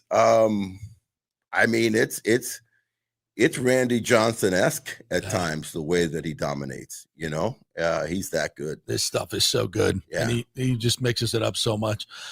Cal Raleigh hit his 33rd homer last night. Did he hit his 33rd? 33rd, 6-2 win over the Royals last night. He catches every freaking FSU day. Yes. You love this kid. 3rd round pick. The Rays have just not, Jansen's playing well, but they've just not been able to. It's the curse of Buster Posey, man. They cannot have a catcher. They just can't draft a catcher. They can't get a guy like this. There's Cal Raleigh, another guy right in their backyard. Right there. Third round pick. And, he struggled a little bit, 220s in the minor, but whatever he found. He found it. He found it, bro. And Switch hitter. Best, maybe the best defensive catcher in the league, or one of top 5. And he's hitting like this. My Lord. No, I love his backswing. If you ever watch his swing, being a former hitter, I really scrutinize the mechanics of swings, and he finishes so ridiculously strong. So he'll finish, and you'll get that little extra pump, and I think it gives him an extra 5 or 10 feet on some of the blasts. Some of them are no doubters, but I love his aggressive swing. My favorite swings right now in the league are Cal Raleigh. Obviously, if you watch Caminero swing and you really study it, aggressive. Ozuna is another one that has that type of a swing. Schwarber and Harper have those. I love those finish swings because kids tend to stop their swings a lot, and I say kids, I'm talking about the amateurs. And even when they get to pro ball, they're kind of lifting their head up and looking at the ball when you should be driving it through, finishing through, doing the Freddie McGriff, and this kid is something else. I don't know if he's an MVP. He's the MVP. Well, come on. Listen to these numbers. What? Switch hitter. Are you kidding me? Leads the American League. And you see how easy he just went right away? He's the MVP. 71. FSU. Okay. He leads the AL in slugging percentages from both sides of the plate. 763 from the right side. That is pretty 600 impressive. from the left. That is pretty impressive. On the last day of June, Raleigh Shot gave him the third most home runs before August by any switch hitter in Major League Baseball history. Mickey And he Mantle- catches. And he catches. Which is like every that's why freaking day. That's why you have to consider that. Yes, that because right. That's if, part if of he it. gets to if he gets to 145 starts, which is real, that's For a catcher, it's that's insane. monster. That's monster. Yeah. That's ridiculous. Yeah. So his and what Shohei's doing? What was the last MVP catcher? Pudge? Danny, intern Danny. Last, Yeah. that's what we just throw stuff out. Yeah. Last MVP catcher. Oh, that's a good call. I think it's a good call yeah, Pudge. because there's not been that many MVP catchers. I'm trying to think. Buster Posey. The Buster. Buster Posey. Yeah, yeah. why we even forget about Buster? We yeah. just mentioned him. Yeah. Yeah. I could Buster. say, and when was that? How long ago we're talking? 2012. Yeah, so it's been And a, before it's that, been it a was- minute. I bet you was it before that Pudge? was probably Pudge. I think Pudge won in the American League. Who is? Joe Mauer, 2009. Yeah. The wonderful Joe. You got to look up. There's a TikTok on Joe Mauer that shows. Somebody just created it. How good he was in high school.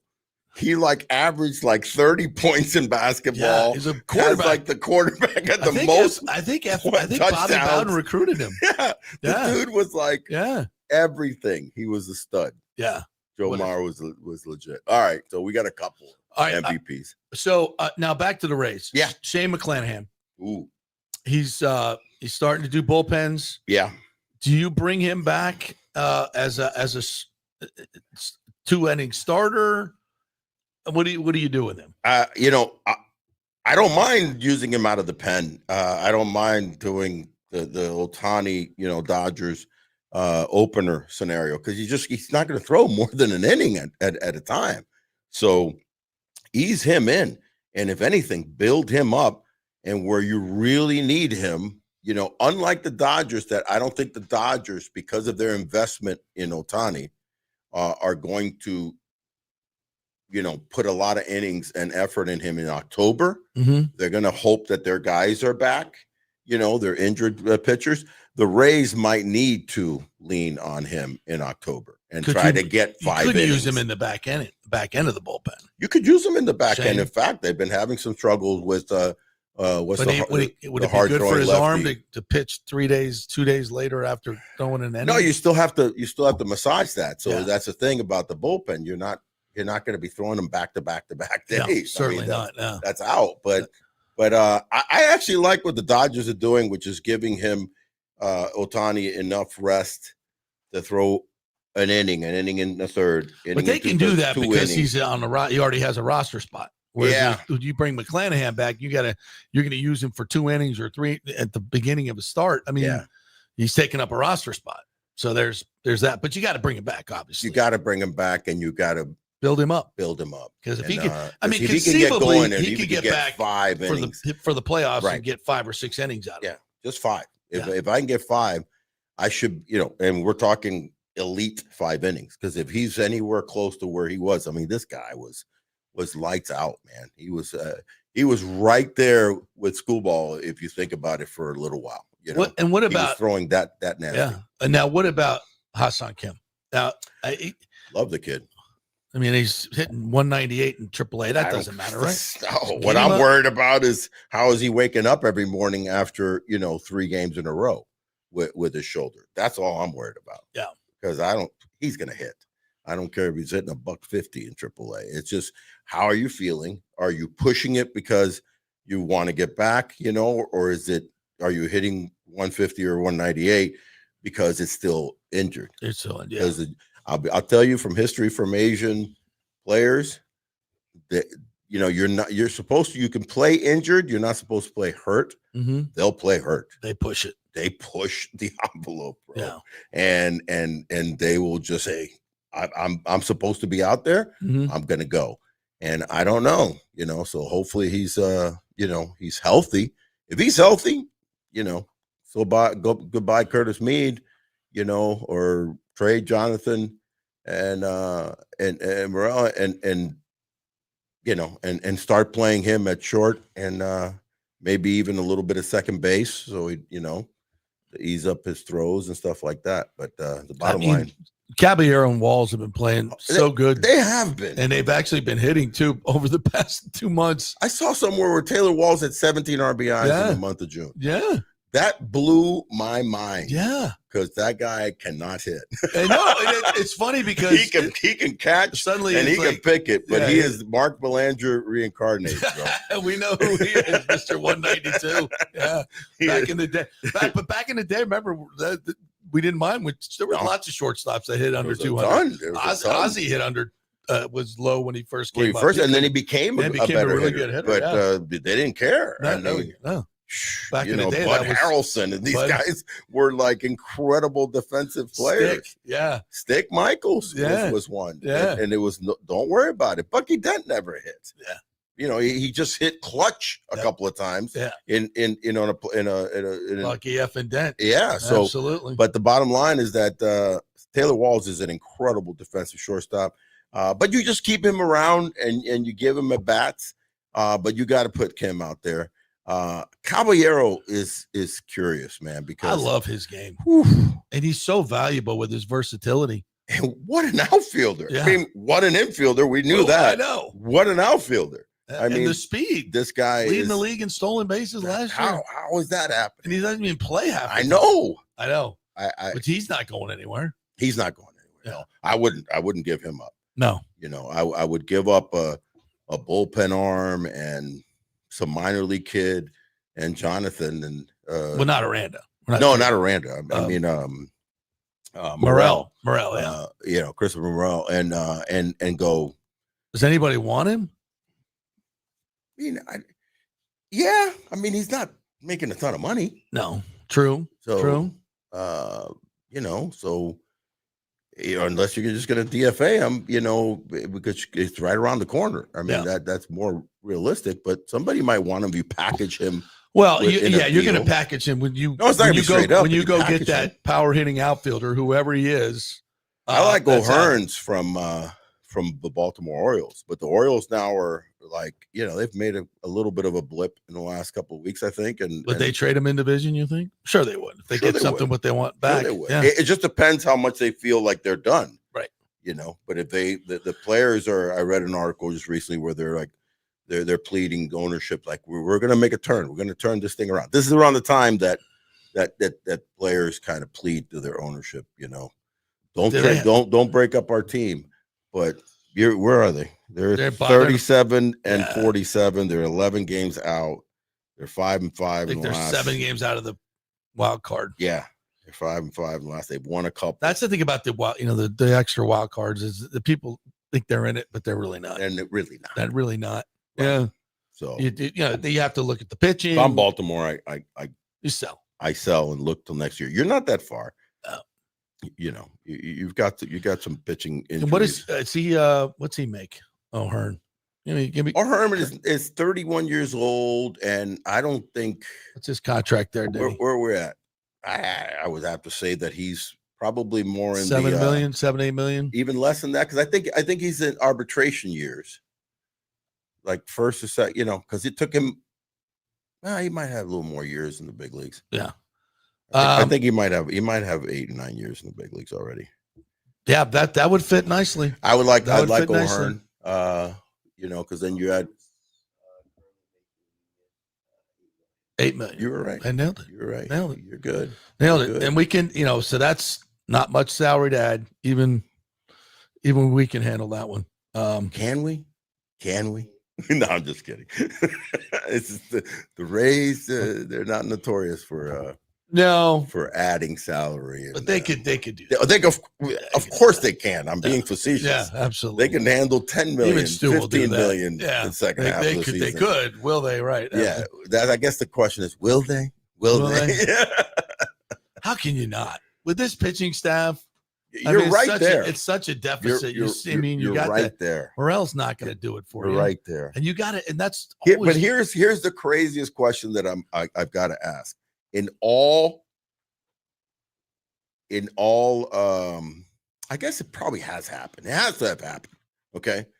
Has there been in the major four sports in America a team win the championship, whatever it is, Super Bowl, World Series, Cup, and actually the team be sold during that season or subsequently thereafter? That is an interesting question. Because when you win a World Series, Right. you can't be higher on every aspect of the organization than you are. Heisenga bailed the next year, didn't he? After they won a World Series? Or was it 2 years later? No, I wasn't the next year. He won in 97. He bailed shortly thereafter. Yeah. You're right. I think that might be an interesting one because I actually Wayne invited me to a World Series game and I watched it with him in the suite in 97. I had come back from Japan. I think he sold it the next year because he was so sick. He literally told me in a suite watching. Actually, it was the NLCS Championship Series against the Atlanta Braves. And there was 60-something thousand fans. He looked at me, he goes, "Oh," Wayne Heisenga told me, he goes, "You see all those fans?